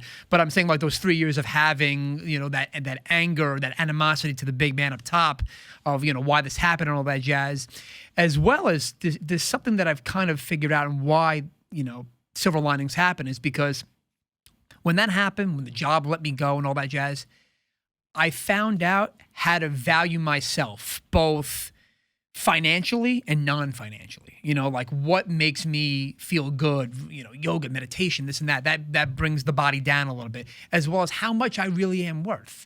You know, when I saw, looking back on that job and how much that I was paying, are you kidding me? I have, you know, not to boast or anything like that, but the amount of credentials that I've had, you know, if I would have told you what I was getting paid, you'd be like, are you fucking kidding me? Like, that's ridiculous. Pennies on the dollar. Yeah. So going through all that, going through what happened with my mom, it really kind of enlightened me on who I am, what all these emotions kind of mean, and what I'm worth. And you know what? It really worked out. There's a really cool quote. It goes, it goes, cancer is nephrous to life. What that pretty much means is that, and this is something that blows my mind too, is that before my mom got cancer, I wasn't living, right? You know, I just had the 9-to-5 job. And once I found out that my mom, you know, has this and, you know, she might die and all that jazz, we started to live. So it was a weird situation where you have to know that either you're going to die or someone you love is going to die to live. It's such a wild, backwards way of thinking. And I'm very fortunate enough to know this at such a young age, because who knows, I might have like a midlife crisis or something like that at 50 I already had years one. old. Yeah, right, seriously. I had one. And then you start to live. And it's one of those things where now you know where the value is. It's time, it's family, it's loved ones, people that support you. And the cancer kind of did that. It was nephrous to life, meaning that, you know, now that you know you're dying, you're going to live. You know, I think there's another saying in Japan, I forgot what it is, but it goes, after death, you live. Pretty much means like when you know you're going to die, you live. So that's what it was. So it really helped out. So. Yeah, once you realize that there's a clock ticking, and that you have a limited amount of time, a limited amount of weekends, a limited amount of everything, like you just start to realize that I have to take these things more seriously. Yeah. Like, you know, I have family members who will say, like, why don't you invite random girls over and this and that? And, you know, listen, I love my cuz. Like he means it from what, you know what I'm saying? Like he means it from love. He's not trying to be a dick. He's just trying to be like, yo, like, why don't you invite these girls over that you see in town or blah blah blah? And I just go, because I'm just not interested. Yeah. If I know I have a limited amount of time left, like just in general as a whole, like I don't need to spend it with randoms and you know, getting laid or do that. It's not worth it to me. That energy exchange isn't clean and whatnot. Man. You're right. Make sure he doesn't fucking step on the cables. All right, yeah, because no, I know. I think it was that. So it's like I would rather spend those nights by myself, playing Xbox, hanging with the dog, having Tyler or you or anybody over that I'm going to have good dialogue and hang out and have fun. Yeah. And it's just like, you know, maybe that keeps me single longer. Maybe that inhibits my ability to find a girl and stuff like that. But at the same time, it safeguards my energy. Yeah. And that's what I'm big on. Of course. I'm big on safeguarding that energy. I always was, more so even now. Like, I can't handle the fakeness. I can't handle the people that use other people for their time. Yeah, man. The energy suckers and energy vampires is the best term for them. It's just like, I don't want that type of stuff around me. I'd rather keep my time to the T. For you. It's you keep your time for your time. Yeah. Podcast. After this today, I have some edits that I need to do, but I'm going to start them tomorrow. Yeah. I'm going to do them tomorrow because tomorrow's Monday. I'm going to enjoy one more day where I get to play PlayStation, play Call of Duty, hang out with the dog, this and that. Like, I want to just chill. Yeah. I'm done. I'm done having to, like, my mom said, dinner with grandma at 5:30. Maybe I'll go to that. Like, I want to be able to just do things that make me happy. Yeah. I don't want to just be a slave to the system, a slave to the phone. Yeah, I try not to consume content on the phone anymore. Yeah, I've said it on multiple podcasts. Yeah. I really don't. He fuck with my backdrop? I think he did. He always fucks with my backdrop. Can you just stop? I know. You want to go out. I know. We're going to go out in a few. I'm a producer of content. I'm not somebody that's going to consume it. Like, there are certain people that they pop up all the time, and it's like one or two of the quick quote, like stories and whatnot that I'll watch. Yeah. But after a couple, I have to, get the fuck off the app because it's just too much. Yeah. And then 5 seconds turns into 3 minutes, 3 minutes turns into 20 minutes, 20 minutes turns into an hour turns into 3, and you're just all of a sudden you're just like, wow, we're wondering why our attention span and just life is just whizzing by us. It's like I sat here looking at this metal glass device, just with my thumb moving like this, just a fucking zombie. Yeah. Zombie. Yeah.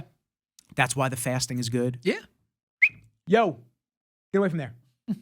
That's why the fasting is good. Yeah. The fasting just resets the brain. Yeah, it's fantastic. Resets the stomach. Yeah. We were going to touch on that. Yeah. Tyler and I decided, I've done a lot of 16-hour fast, 8 hours eating window. Okay. Not religious. I'm not like every single day. I just do it here and there. Yeah. Then I started experimenting with every time I'd have a cheat meal back in the day with bodybuilding. I'd have a cheat meal and my body would just get blown out, holding a ton of water, feeling like shit, feeling lethargic, this and that for the next 2 or 3 days. Oh, wow. But then it's like 2 or 3 days, and then all of a sudden it's like a couple of days of clean eating again. Yeah.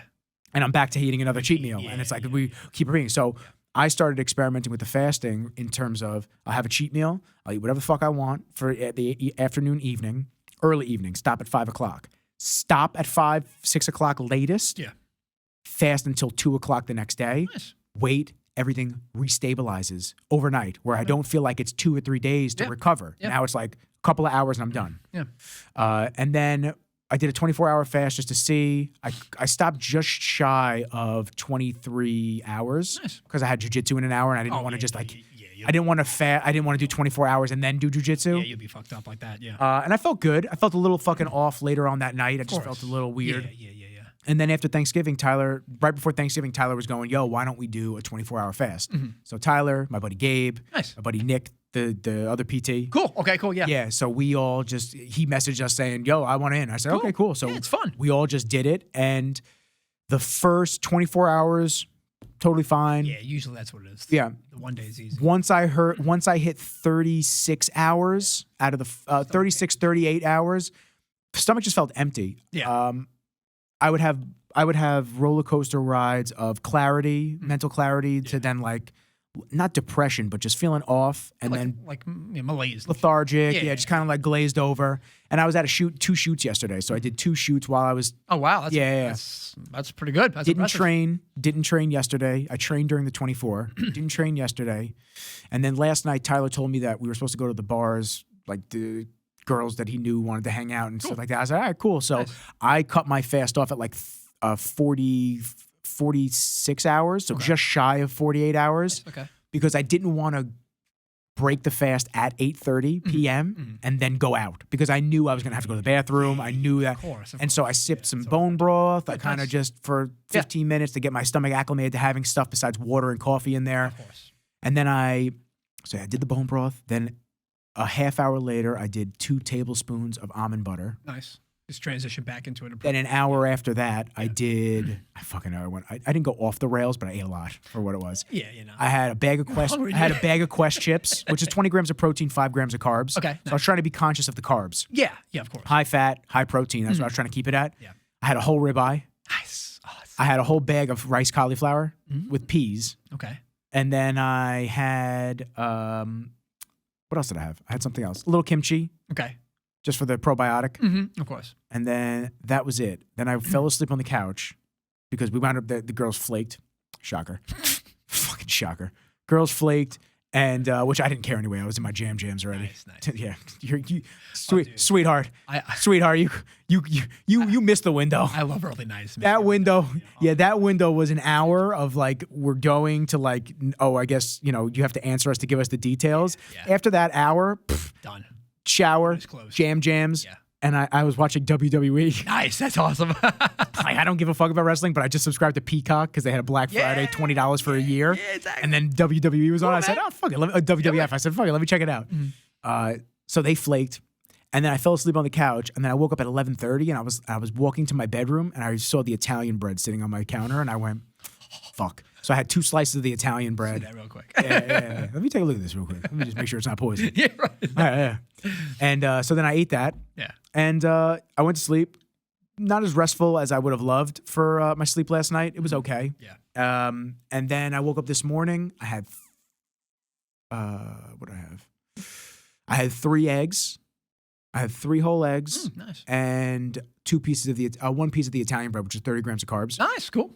And then I went to jiu-jitsu. And then I had 6 ounces of lamb, grass-fed lamb. Oh, I love lamb. I had 2 scoops of pasta that I made. So good. And I had some mushrooms and a little bit of sauce on top. And that was like that's the heaviest I've eaten in the last 24 hours besides the full ribeye. Yeah, of course. Can't forget that. I can't forget the fucking ribeye. Cooked in butter.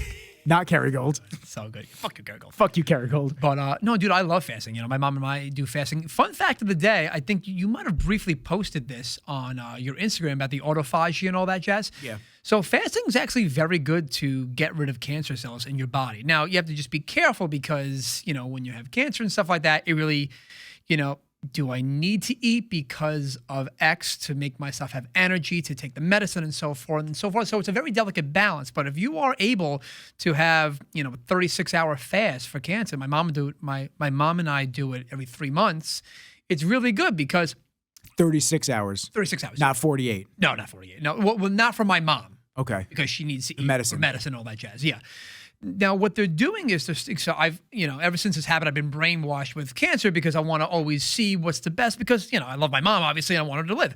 So what they're kind of showing now really is that after or at the 32-hour marker, what they're starting to show is that your body goes through like a cleanse. And what I mean by that is this. So when you're fasting, in your body, you have all these like debris cells, they're called. Zombie cells. Yeah, zombie cells, debris cells. There's an umbrella term of cells that if you don't get them out of your body, they're going to start causing a problem. And one of the big things they're looking at is those zombie cells, the debris cells, again, whatever you want to call it. They are very highly linked to cancer. Now, that's a good thing and a bad thing because obviously if you don't address that, that can lead to problems, unforeseen circumstances that we don't know could or could not happen. But what also you can do is you can reverse it, right? So at that 32-hour marker, the body is starting to look for energy and looking for crap to get rid of to get energy, right? So it takes all those debris cells and gets rid of them.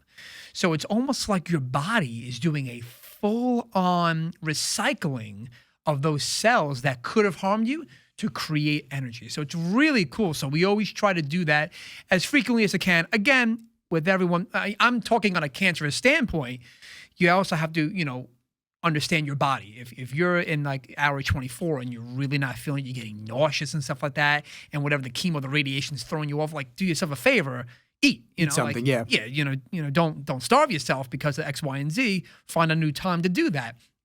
But that's what they're starting to show, that fasting at a certain hour, it starts to completely recycle the bad cells into energy, which burns fat and makes you quote unquote more healthy. So it's pretty cool, man. I enjoy it, man. We're gonna create like a little group if you would like to come into it. Oh yeah, of course, absolutely. Yeah, we're gonna do maybe like once every month or so. Yeah. Just like do a You should. little extended fast. I think Yeah. it's just not only do I think and know it's healthy, but we have such a gluttonous type lifestyle as not only Americans but as humans that have access to all these different foods and Of course. Oh yeah, it's and snacks and just everything. plentiful supply too. It's not Oh like my it's God, just it's fucking- there. It's and it's just like, nonstop. It's just like constantly plugging our faces, and we never give our body a chance to not only reset and be able to filter out those dead zombie cells and whatever, but the ability for our digestive tract to just catch up and just chill for a few. Yeah, mental clarity and stuff. Yeah, like that, the mental clarity. That's what I find when I hit 18 hours, 20 hours. I find that I have good mental clarity, energy. I feel good. I feel clean. I feel clear. And then I just, it gets rid of that bloat, that constant bloat. That there's a girl I'm friends with. She does a lot of videos of food with her mom, and just like constant Italian food. And she's always out. She's always eating. And It's a lot. I was talking to her. I just said, listen, you should probably try the fast because you're constantly eating. It's just like, it's not good for our bodies to just constantly, even bodybuilders. I talk to bodybuilders all the time. I'm like, guys, what are you doing? Like, even John Meadows, when he was alive, he was big on fasting. He would fast once a week, not to 24, 48 hours, but he would do a good amount of fast because it gave it 6-7 meals a day every day for how many years? It's just like, it's a lot of food to just be processing around the clock. And you're not even, I see these dumbass fucking influencers that eating a Rice Krispie treat before the gym and shit like that. Bro, that's not even hitting your bloodstream. That's not even hitting your body for the workout, you stupid asshole. It's like, oh yeah, I'm eating a Rice Krispie treat. No, it's a reason. It's an excuse for you to eat junk food. Have a little bit of honey. That'll hit you quick. Stuff like that. That'll hit you and give you the energy. But like, you're not even tapping into the glycogen that's being utilized by that. That's glycogen from yesterday or from hours prior. Yeah, exactly. It doesn't work like that. So I just give your body a break. Stop just bombarding it with constant shit. It's just it's like a stressful thing for me because we're overfed, overdrank, over fucking high. It's like it's just the dopamine of just everything. It's like it's such a buzz overused word, dopamine, but it's non fucking stop. I mean, It's true. People just. I have people that I know that just need to fucking drink and be high. It's like, and then eat. And it's like, you just don't stop. You just don't stop, huh? You don't just sit with your own thoughts and just chill for a bit. You can't just kick it. Well, no, I'm just enjoying life. It's like, you're enjoying it a little too much. Just chill out. I think that's the problem, right? Because to go back to that, those fitness influencers. Influencers. Yeah. What I think they're trying to show is, and they're really missing the point on this, is that like, oh, hey, I can eat a Reese's peanut butter cup, a gallon of maple syrup, and 3 waffles, and go to the gym, and I still look good. It's like you could, but you're missing the point of what we're doing right now. Yes, you can look good, but like how do you feel? We're not really fueling a healthy style of living. You're looking at a good, aesthetically nice way of living. Yes, I mean I will agree with you on that. Yes, you ate the maple syrup and you still look great. Yes, that is correct. You got me on that one. But you're not convincing me that you're healthy by doing that. You know what I'm saying? So it's the same thing with the bodybuilders that plug the steroids nonstop. I talk to them, I say it all the time. Plug the steroids non-fucking stop, non-stop. They look great on the outside, but what do you look like on the inside? I know, man. Yeah. What do your organs look like? Yeah.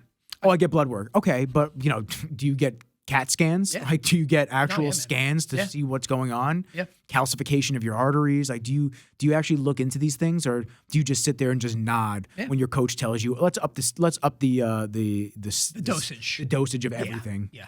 No, I talked about this on the first podcast way back, and I'll bring it back. But I was fortunate enough to be with a surgeon that works with a lot of Bev Francis people that they hurt their shoulder or whatever it is, and they have to do some type of muscle reattachment surgery or something like that.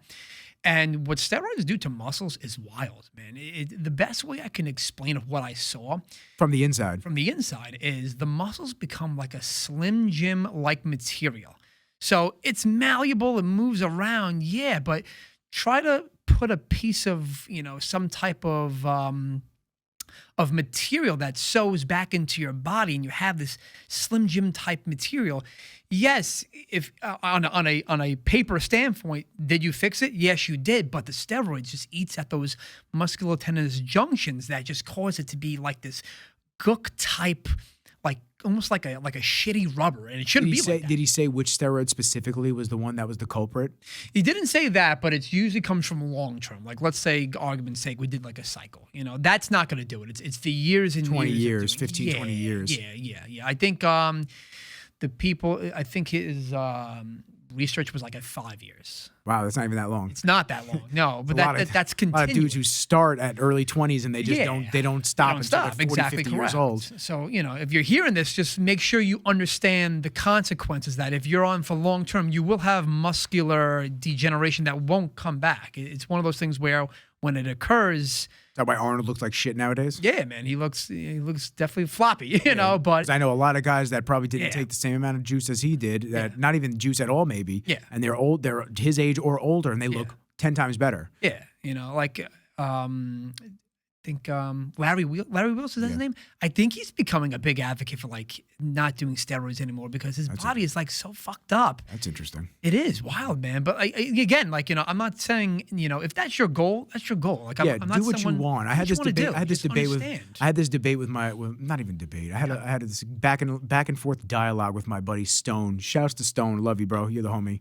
But we had this debate because he put this guy up, and this guy's like, if you're natty, you don't have to keep preaching about it. Just shut the fuck up. And he's like going on and on. I just said, this is the same guy that, you know, will say, I'd rather live 40 years as a lion than 80 as a sheep. I said, and then when his kidneys start failing from all the shit he's taking, I said, all of a sudden he's praying and saying, oh, what happened? What happened? Oh, but no, you know what you did to yourself. Exactly correct. Come on, bro. Why are we sitting here pretending? Just understand. And, you know, he went back and forth with me a little bit, and he was talking to me about like, well, I said, I'm not saying that he shouldn't be saying these things. What I'm saying is keep that same energy. Yeah. Because when you get sick from the steroids, don't sit here and now be against them or this and that. No. Keep that same energy. Yeah. Like you were all for it. Be all for it. And don't sit here and go, oh, well, no, like this way. No. You were pretty adamant about like, it's all or nothing, right? Exactly. Enjoy. This is what you brought on. Yeah. Because I've talked to so many fucking guys that have kidney shutdowns and that needed dialysis and this and that. But you know, it's like,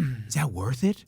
Is that worth it to you? You know, it's hard. You know, when I'm a big fan of Mr. Olympia. You know, you've done the photos in there and stuff like that too. So I like to see what the body could become. It's crazy, a fantastic thing to experience. To say like, wow, like this could be.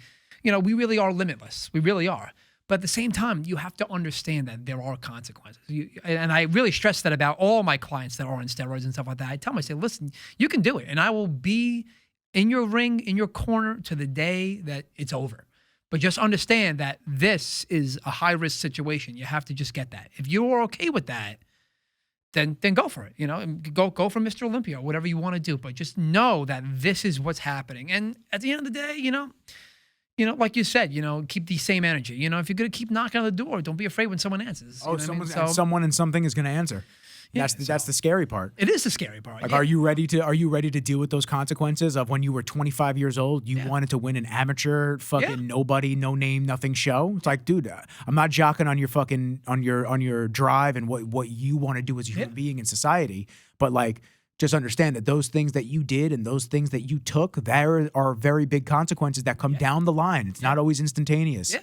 Yeah. What did I put up? I put up on my story, it was Matt DiLorenzo's wedding. I put it up the day before that. One of our buddies, Eric, who has been bodybuilding for a long time. He's in his late 30s now. Okay. Mid-30s, late 30s. Sorry, Eric, if you're listening. My bad. You look great. I think he's late 30s. He looks great. He does. Yeah. I put up a story that just said, I was watching the Olympia, and I just said, these smiles that these people are putting on, I said, these are some of the fakest smiles that you'll ever see in the world. Oh, yeah. I said, because they're miserable, they're judging themselves, I said a bunch of stuff. Yeah. I just said, it's sad to see people trade their actual happiness for a plastic trophy and this and that. And listen, Eric got defensive. He got irritated. And I'll have Eric on. He can talk about it with me. I have no problem. I'm going to have his girlfriend on. She's phenomenal. Yeah. But it's like, he got irritated, and he was like, well, these are the same people that allowed you to quit your job and do photography full time. And I said, no, first off, nobody allowed me to do anything. Let's be very clear about that. Nobody allowed me to do anything. It was me working my fucking dick off with a main job and shooting people on the side. To be able to make ends meet and make a name for myself. And then I just so happened to fall into the niche of bodybuilding because I had a lot of people that I knew in that. And now I've transitioned and exited out of it from doing it full time. That's awesome. Which I love. I love that I don't have to shoot that anymore. It's hard work. It's some of the most vain human beings in the world. And listen, proud, I've also been in that industry since 2011. I've been a Bevs guy since 2011. Yep. Picked a camera up in 17 and really started using it in 18. And that's when I've been doing it. So I've seen the armpit that is the fitness industry. From all perspectives. It's a from the dirty health world, from the health perspective to the attitudes, to the egos, to the vanity, to the shit that goes on behind closed doors that nobody talks about. So I've seen it all. I also know that a lot of the people that compete are just doing it because they have no other outlet. So to them, they let themselves get out of shape. They get fat, they get out of shape, this and that. And then all of a sudden, they go, well, I guess I'll do a show to get back in shape. It's like, dude, just diet. You can have, and I was that person one time, of course, but you can have balance. You can be able to enjoy and have a good relationship with food and go to the gym and enjoy all these different training styles and stay lean. Exactly. Listen, I'm not the most shredded dude on the planet, but it's like I'm clear example of now I've gone through somewhat of the holidays already. I never thought that I'd go through the holidays without getting fat. Like it's unbelievable. My body would yo-yo, and then I'd start losing weight too late. I'd start losing weight in May, June, and then I'd start getting lean by September, October, and then the holidays come and I'd tank myself again, this and that. I don't want to start over again. I want to keep this healthy relationship that I have with myself, with food, with training. I don't want to just fall into that shit anymore. And unfortunately, you get in that cycle when you're in the fitness industry. You get in the cycle of, I have to keep competing just to stay relevant, and I have to keep doing this. Oh, I'm 8 weeks out. I'm 20 weeks out. No, I'm in my off season, but really you just got fat. It's like there's a lot there's a lot of shit that just the fitness industry as a whole preaches health, but it winds up being unhealthy. That bothers me. Yeah, no, you're right. Like I said, sorry to rant. No, it's you make perfect sense. It's not health. It's not. You know, and I hope if people think I'm wrong, you tell me if I'm wrong. No, I think you're absolutely. I really do hope that if I'm wrong, I'm wrong. But I just, from my experiences of doing it, competing in it, being around it, it's really one of the most unhealthy fucking sports in the world. I think there's a very bad correlation, causation, or just people thinking that just because you look good does not mean you're healthy. It does not. You know, bodybuilding is a perfect example. There are people that look fantastic, and I can probably, I would bet a lot that they're not healthy. Nope. They're not. It's wild. And again, you know, it's probably social media and people influencing and saying this and that and that. But, you know, I think there's a very wrong way of people understanding what they see. And then unfortunately, when they get hit with the repercussions, they're not ready for it. You know, it also comes down to like I'll give a perfect example. This same physician, I'm not going to name names, that works on these also people that work at Bev Francis, he actually gave up on them because it's one of those things where they're not ready to put into the time to make themselves better. They're not. They want more. They'll do more weights while the suture is still attached, and then it relapses and it breaks, and then we're back to square one. People, I don't really think that they understand the whole flow of things. You know, a perfect example is like when someone gets a knee surgery. 9 times out of 10, unfortunately, they'll come to me. They're like, "Oh, like Antonio, like I didn't know it was gonna be like this." And I want to say, like, no one told you this is what it's gonna be like. Like the surgeon didn't say, "Hey, it's gonna take 3 months to get back. You will feel like shit. You will feel terrible on the knee. You're gonna have weird sensations." No, they just said to do it. Same thing. You know, they just see these things and they're like, "Oh, that looks good. I want to do that." But they don't understand the cause and effect of it. It's wild. It really blows my mind. So, yeah, that's where it's at with that. Side note, as injuries go, what do you think about the Aaron Rodgers thing? Oh, so I heard about something wild. I heard that like they think that they faked it. I mean, I've heard some theories like that. But I mean, you with your background in sports medicine and rehab, I mean, Buddy is getting better very quickly. Yeah. So that's Achilles total like Yeah. detachment. So that's what's getting a lot of buzz. Clearly when we look at the breakdown of the video, you clearly see a rubber band snap in his calf. That's you can't deny that. So something did tear. But he is doing incredibly well, Especially at his age. especially at close to 40, which is really, really impressive that he's even in that. So what people are thinking about is that I don't think he had a full tear, meaning that when I say that, I don't think all of his calf Removed, yeah. I mean, he stood. Generally, you wouldn't be able to stand, right? In retrospect, you might be able to stand, but the way that he stood, I don't think that would have been possible. He might have tore a little bit of it, and they might have surgically attached just that piece of it. Again, percentage-wise, I don't know. I'm going to say probably maybe less than 50% he tore on that, but I don't think it was as bad as they made it out to be. But yeah, I was looking at that. That's actually been a very hot debate in the Giants. Dude, he's not wearing anything. He's not, he's just throwing the ball, and he's pivoting hanging out. well. It's very impressive on whatever he's doing. Maybe it's the ayahuasca trips that he's been taking. I don't know. Maybe it's that 7 days of dark room. I don't know. It'd be like that sometimes. Sometimes you need a little dark room in your But life. we've actually debated that in the Giants room. We're like, how is he doing it? And no one knows. We're like, I am convinced that there was a tear, just not as not as horrible as tear as everyone thought, or not as prevalent as they thought they were saying. Be. Yeah. But I'm like, the craziest thing would be the comeback of oh my God. out of nowhere they make the playoffs somehow. Exactly. And he just gets in and it's like, what? I don't know. The fuck just happened? We were there opening night, Tyler and I. I know you were. That was fucking. We were there opening night. I'm a Patriots fan. I was amped for the Jets. Dude, I was, man. I'm a Giants fan. The energy was through the roof. Yeah. He came running out with that flag. Dude, that was wild. I went like this. I looked at Tyler. I went, yo, this is hot. I Yeah, said, no, this is dude. fucking fire. And then, bro, second play, I'm not even joking. Nobody noticed except for me in the box at first. Yeah. I looked and I just saw him like walk over to the side and then he sat down. Nobody saw him sit down. I went, uh-oh. I said, oh, I don't think that's good. And then that's when they brought them. Funny. I said, oh, that's fucked. I know, man. It's wild. But yeah, like I said, I'm not denying the fact that he didn't tear it. He definitely did. I just don't know the actual percentage and severity of it, but he had to tear something. There's nothing else goes to a rubber band like that. Yeah, that recoil looking exactly pop. like a shake. You know, it's definitely. But yeah, that's the hot take right now. What's going on? A lot of the higher ups, like the level 1s and 2s, they're like, are they doing something that we don't know? I'm like, I'll be honest with you. If they are, it's not news to me, and I'm very caught up with knowledge. I read articles every day to get people better. If it's something brand new, it must be some type of European something that they're doing. I don't know, but I think it's the ayahuasca. European. Just think, it's a new Fiji study. They're doing it in the islands. It's like, what? water, What the right? fuck? Yeah. How did you know? How did you know that they were doing it in Fiji? Yeah, that's really funny that you brought that up. I just read that the other day, and we were just talking about it the other day too. And then like, what could it be? I'm like, I don't know, man. But he's defying odds. Man. Injuries are so tough, man. It just Injuries really are is. tough. Even the little injuries that I've battled with jiu-jitsu with my knee. I popped my knee. I didn't realize. I was like I realized, but I didn't realize that I was putting it in such a bad position. Yeah. A lot of white belt shit going on. Like a lot of white belt shit, a lot of just now I'm very situationally aware with jiu-jitsu. I roll slower. Mm-hmm. I'm trying to put my hands in to like the different positions instead of like Make trying to do it quick.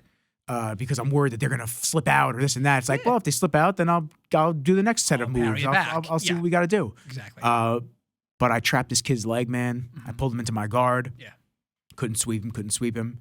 I opened my guard. So now he's kneeling in front of me. I opened my guard. My legs are on both of his sides. Yeah. And my right knee, I trapped his left knee that he had on the ground. Okay. So I was like, all right, whatever. He's still kneeling. Yeah. Then we both had the same idea of I over-undered each other, and we both stood up. Yeah. And as we stood up, his left foot came up, Yeah. and my foot went with his foot, and my knee touched the mat, and it just went, and I went, oh. Oh man. I said, okay. And that, dude, it was like, didn't hurt, but it felt off. It felt tight. Yeah, It of felt course. weird behind my knee for a while. Big thing. And I was like, what is this? Did I just tear my fucking ACL or what did I do and this and that? And I called up Nick. I went over to where he was working at the time. He felt me out, assessed it, did all that. He's like, you don't have any loss of strength, so you should be good. Okay. And for a week or two there, man, it was not painful, but it was off. Yeah. And all of a sudden, I just kind of randomly just Oh, good. Felt Okay. fine again. Good, thank I was like, God. Yeah. Okay, exactly. cool. So I guess it wasn't a tear. Yeah. I guess it was just maybe the bone just Yeah, a mobility issue, right? Just yeah, kind the of bone came just out. kind of coming off and just rhythm. making the noise that Yeah. scared me. Yeah, exactly. No, That's the noise biggest thing scares I get nervous about. No, noise is scary. It really is. When you hear like a crunch, you're like, oh shit. I get nervous about the sound good. knees. I get nervous about the elbows. Yeah. Because Oh, like when dude. they go for an arm bar and they're just pushing against the elbow and it's like reverse, it's like Yeah. hyperextending it. That I get super nervous Yeah. about because No. I feel them grab that arm. I go over my right arm and I grab my arm so quick and I start pulling it back. Do you have a favor? Never hurt your elbow. Please don't. The elbow is, in my history of working with just the body in general, the elbow to me is the most complex joint. It rotates, it bends, it extends, it pivots. There's another joint at the wrist that also pivots as well. I've worked with people, man. It is very hard to come back from an elbow injury. Do not hurt your elbow, whatever you do, man. That's all I'm sorry. thinking about now. You know that I know you're gonna think about that, but if there's a recommendation, man, try not to hurt the elbow. It's a bad joint to rehab. It's just such a tough situation, especially if you get surgery. Do they make full recoveries or is it never the same? You know, in the history I've seen, it's like 50-50, man. You know, it really just comes down to the point of how accountable you are on working on yourself. I don't like those odds. No, I know, man. I know. I've had people with Tom and John surgery, like bad surgeries, not like after me, you know, that they don't have full extension anymore. I've had people that they were riding their bike and they hit something and they flipped and they landed on their elbow and they broke it and then they put it back and it's only limited to like 90 degrees up here and then like 10 degrees before that. Do not hurt your elbow, man. I'm serious. Do not. You know, a hyperextension is a little bit different because it's a dislocation. You can just pop it back in place. And That's what I get worried about though with like with framing. So if like I get up on my Yeah, I get up on my elbow, I worry about. I had a you have like a clavicle fracture? not a fracture. I had a AC joint that's sprain. what it was, yeah. AC joint was bad. Yeah, no, I know. AC joints look ugly because, like, I deal with a lot of like volleyball players, and they land on it, this joint separates, and so they have this gigantic bump above that, and they're like, "Well, is it gonna go away?" You'll have to feel mine and let me know what Yeah, you of course, think. I will, definitely. Because it's like I definitely have. Yeah. I definitely have a little bit but Yeah. then I feel it on this And side. there's nothing you can do about it. I mean, like there is like this wild surgery where like they take like pretty much like barbed wire, but like it's just wire. They just like tangle it up, but it doesn't lead to anything better. It's just one of those things where you just strengthen your shoulder, you strengthen your rotator cuff, and it will just be okay. You know, it's one. You know, I wouldn't recommend hitting it again. You know, but you know, Unfortunately, you know, and I don't even think it was jiu-jitsu that did it. I think it was the HIIT class. I think it was ring muscle ups. oh wow, yeah, oh that's So the coming down and, Yeah. and pushing yourself through. no, totally, yeah. I think that was what actually did it. That's a very good point. That's probably what it was because Or the that does burpees. take a lot of rotation, and your AC joint has to, go anterior and posterior for that. Has to kind of separate a little bit for that to happen. So that does make sense. And I think it was the burpees too. Yeah, it could be the burpees as well. Yeah, that landing does vibrate up the arm. It goes into the clavicle, which is And I land when I jump. I'll show you how I do a burpee afterwards. I like land. I don't just like, God. we're just jumping in. You're gonna cringe when I show you my burpee. It's okay. quick. Yeah. 'Cause it's like Yeah. if I do it slow, I'm not getting back up. no, exactly correct. You're like, you know what? I'm gonna lay down here. Yeah, I'm just gonna chill out down here. Yeah, exactly. Did you have anything on that sheet that you want to talk I about? do. Yes, I have Tony's tips. Let's see. So we gotta. Let's do it. Let's do like one or two, and then we'll do a part two of this podcast because you and I could talk for fucking ever. Yeah, part and I know he's got to go to the bathroom. That's why he's. Take a poopy. Let me see. One or two of them. What do I want to start here? You're sliding all over the place. Give me this face. Oh, you know what? I'm gonna do two of them. One links to fasting, Okay. and one links to something that has been a big pet peeve of mine, and unfortunately for me, there's research that shows it works. So, so they did a research study the other day, and they thought about how much water do you think you need to drink a day to have proper hydration? Now, like that's a question to you. There's no wrong answer because there is no wrong answer. I know it's way less than than a gallon a day. I already know it's way less. I would say it's one of those 1.5 liter bottles. So actually, there is no number. There is no number. So there's an old wives' tale that says 8 glasses a day of water leads to a healthy lifestyle. So that actually, there's no research behind that. Where that came from was a guy that back in the 60s, he died. And in the obituary, they put down like a nice little thing about it. They said, we think that the reason why he lived longer is because he drank 8 glasses a day. There is no research, none, about 8 glasses a day being good. Well, I'm not going to say it's bad, but there's no research saying like, oh, this is what you should have. This is the quintessential standard. Exactly correct. Yeah. So they did new research on that, and there's 2 ways to look at it. There's a very specific way of how much water you need, which is based upon how much your core body temperature, how much carbs you burn, how many calories you burn per day, what you're doing activity lifestyle. There's a huge equation. It's like 3 lines long. I didn't write that down because it's ridiculous. Yeah. Or at the end of the day, look at the color of your urine. Okay. You should always aim for very, very, very light yellow. It should never get to that point where it's like, is it orange or is it yellow? That's the amount of water you should properly drink. Mine's 90% of the time it's clear. Fantastic. Totally clear. Good. Yeah. From a light yellow into the clearness, that's what you're looking for. Okay. So I thought that was a really fun fact of it. And that's why I wanted to bring it up, because I know we fast together. Yeah. And it doesn't. It popped up, the 8 glasses a day. I'm like, that's really interesting. It was one of those, like, I think called a Mandela effect. Yeah, Mandela effect. Where it's one of those things where you're like, no one really looked actually into this. That is curious about that, you know? So I thought that was pretty cool. The water thing is crazy, because when I was bodybuilding and competing, I was drinking right up till the show about 2.5 to 3 gallons a day. That's wild. That's a lot of water. I know. And people afterwards, that's like toxic amount of water. That's what people afterwards said. You could have like drowned your kidneys. Yeah, that's fucking wild, man. It was because I was so hungry that I just would have to satiate myself with water. Makes sense. Yeah. But I was pissing nonstop. Oh, sure. I mean, it was insane. I'd be pissing every 10 minutes, if that.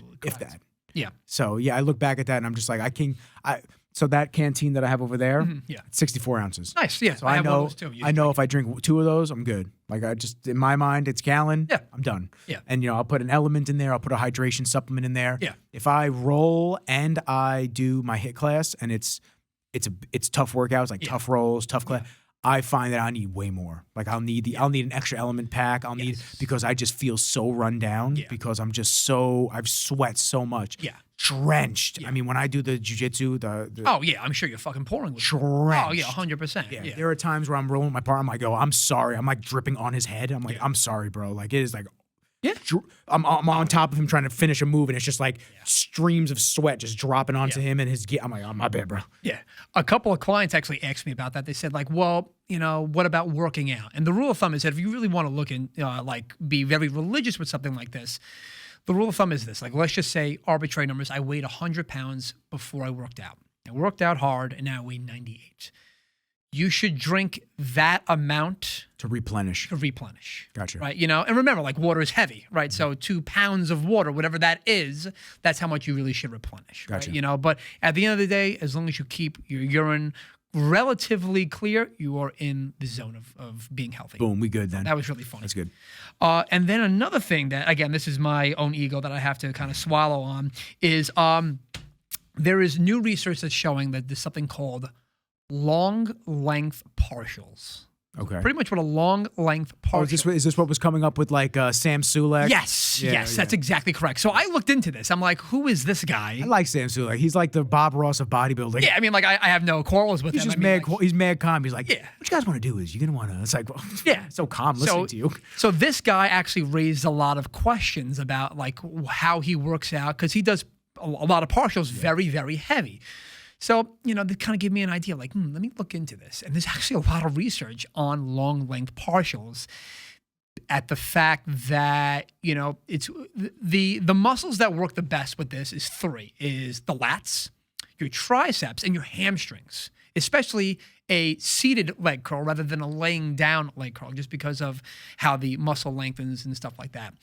So they were like, me were like, let me look into this and see how much merit this has. And not only does it lead to strength benefits, but it leads to actually very good hypertrophy benefits, in particular to the triceps and the lats. The hamstrings led to more strength gains rather than hypertrophy gains, while the triceps and the lats led to more hypertrophy gains rather than strength gains. Now, it comes down to, well, how do I implement this into my workout routine? Am I just going to do partials all day? No, absolutely not. You're not going to do that because obviously you want to get a good length tension relationship with your muscles. So what the rule of thumb is on what the research shows is that if you're doing 4 sets of something like that, what they would recommend is the last set, go a little extra heavy and just rep out some partials. And so what is a partial also? Like, what is that defined? I call them butterflies. Yeah. So percentage-wise, let's say like 100% range of motion you have. What is a partial? They're looking at 25 to 50%. It's considered a partial rep. After 50%, it's not in that partial rep range anymore. It's more in the full range, which it really isn't because it can be 51% and still not be range, but that's besides the point. Yeah. It's in Splitting that hairs at that point. Exactly correct. Yes. Between 25 and 50% of a partial rep going heavier leads to strength gains and hypertrophy gains in certain situations. You'll always get a hypertrophy and strength gain in those 3 muscle groups. But in particular, again, to reiterate, the hamstring gets more strength gains rather than hypertrophy, and the triceps and the lats has more hypertrophy than strength gains. So there's the tips. That's dope. I love that. It is cool, And like I said, the reason why I'm annoyed about that is because I always said full range of motion leads to great things, and now I'm wrong. Yeah. Wow, accountability. That's crazy. That's what crazy. are you gonna do? It's not seen though. But that's what I would recommend. Brother, we've been chopping it up for a little over 2 hours. Cool. Isn't Awesome, that crazy? Man. Yeah. I'm gonna have you back on. Please, we got 18 more tips for you guys. That's what I'm saying. We didn't even get to cover them. We'll do something before the end of the year. Maybe we'll do some next month. Cool. That's fine, and man. We'll chop it up, hang out again. Awesome. I appreciate you. I'm probably gonna release this before I release John's episode from last week. I did record. My buddy John Manimal came in. He's a 2nd degree black belt. Sick. He's dope. He's a little wild. Okay. Brace yourselves. Yeah, so I have to. It's passion. Yeah, maybe I got to edit a little bit of his podcast, and I just haven't felt like doing it because it's the holiday week and shit like that. So I'm probably gonna throw yours up tomorrow, and then I'll put John's the next as the next one that goes up. Awesome. But I always love talking to you, man. Thank you. It's great to talk to you, hang out, do our thing. Yeah, it was really. So this might be 75. It might be 76. It's probably gonna be 75 because John's was 75. Cool. But how can people get in touch with you as usual if you want to have anybody hit you up for some homework and? Yeah, if you guys ever want to just talk shop or have any type of questions, please reach out to my Instagram, Lombardo PT. So it's LOMBARDO, P as in Peter, T as in Tom. And like I said, if you have any questions, I'm always free to answer anything. If you want to just talk research or nutrition or injury prevention and all that jazz or reduction, let me know. I'm always available to talk. Love you, bro. I appreciate you. Thanks, on that note, I appreciate everybody fucking with us and hanging out. Peace. Peace.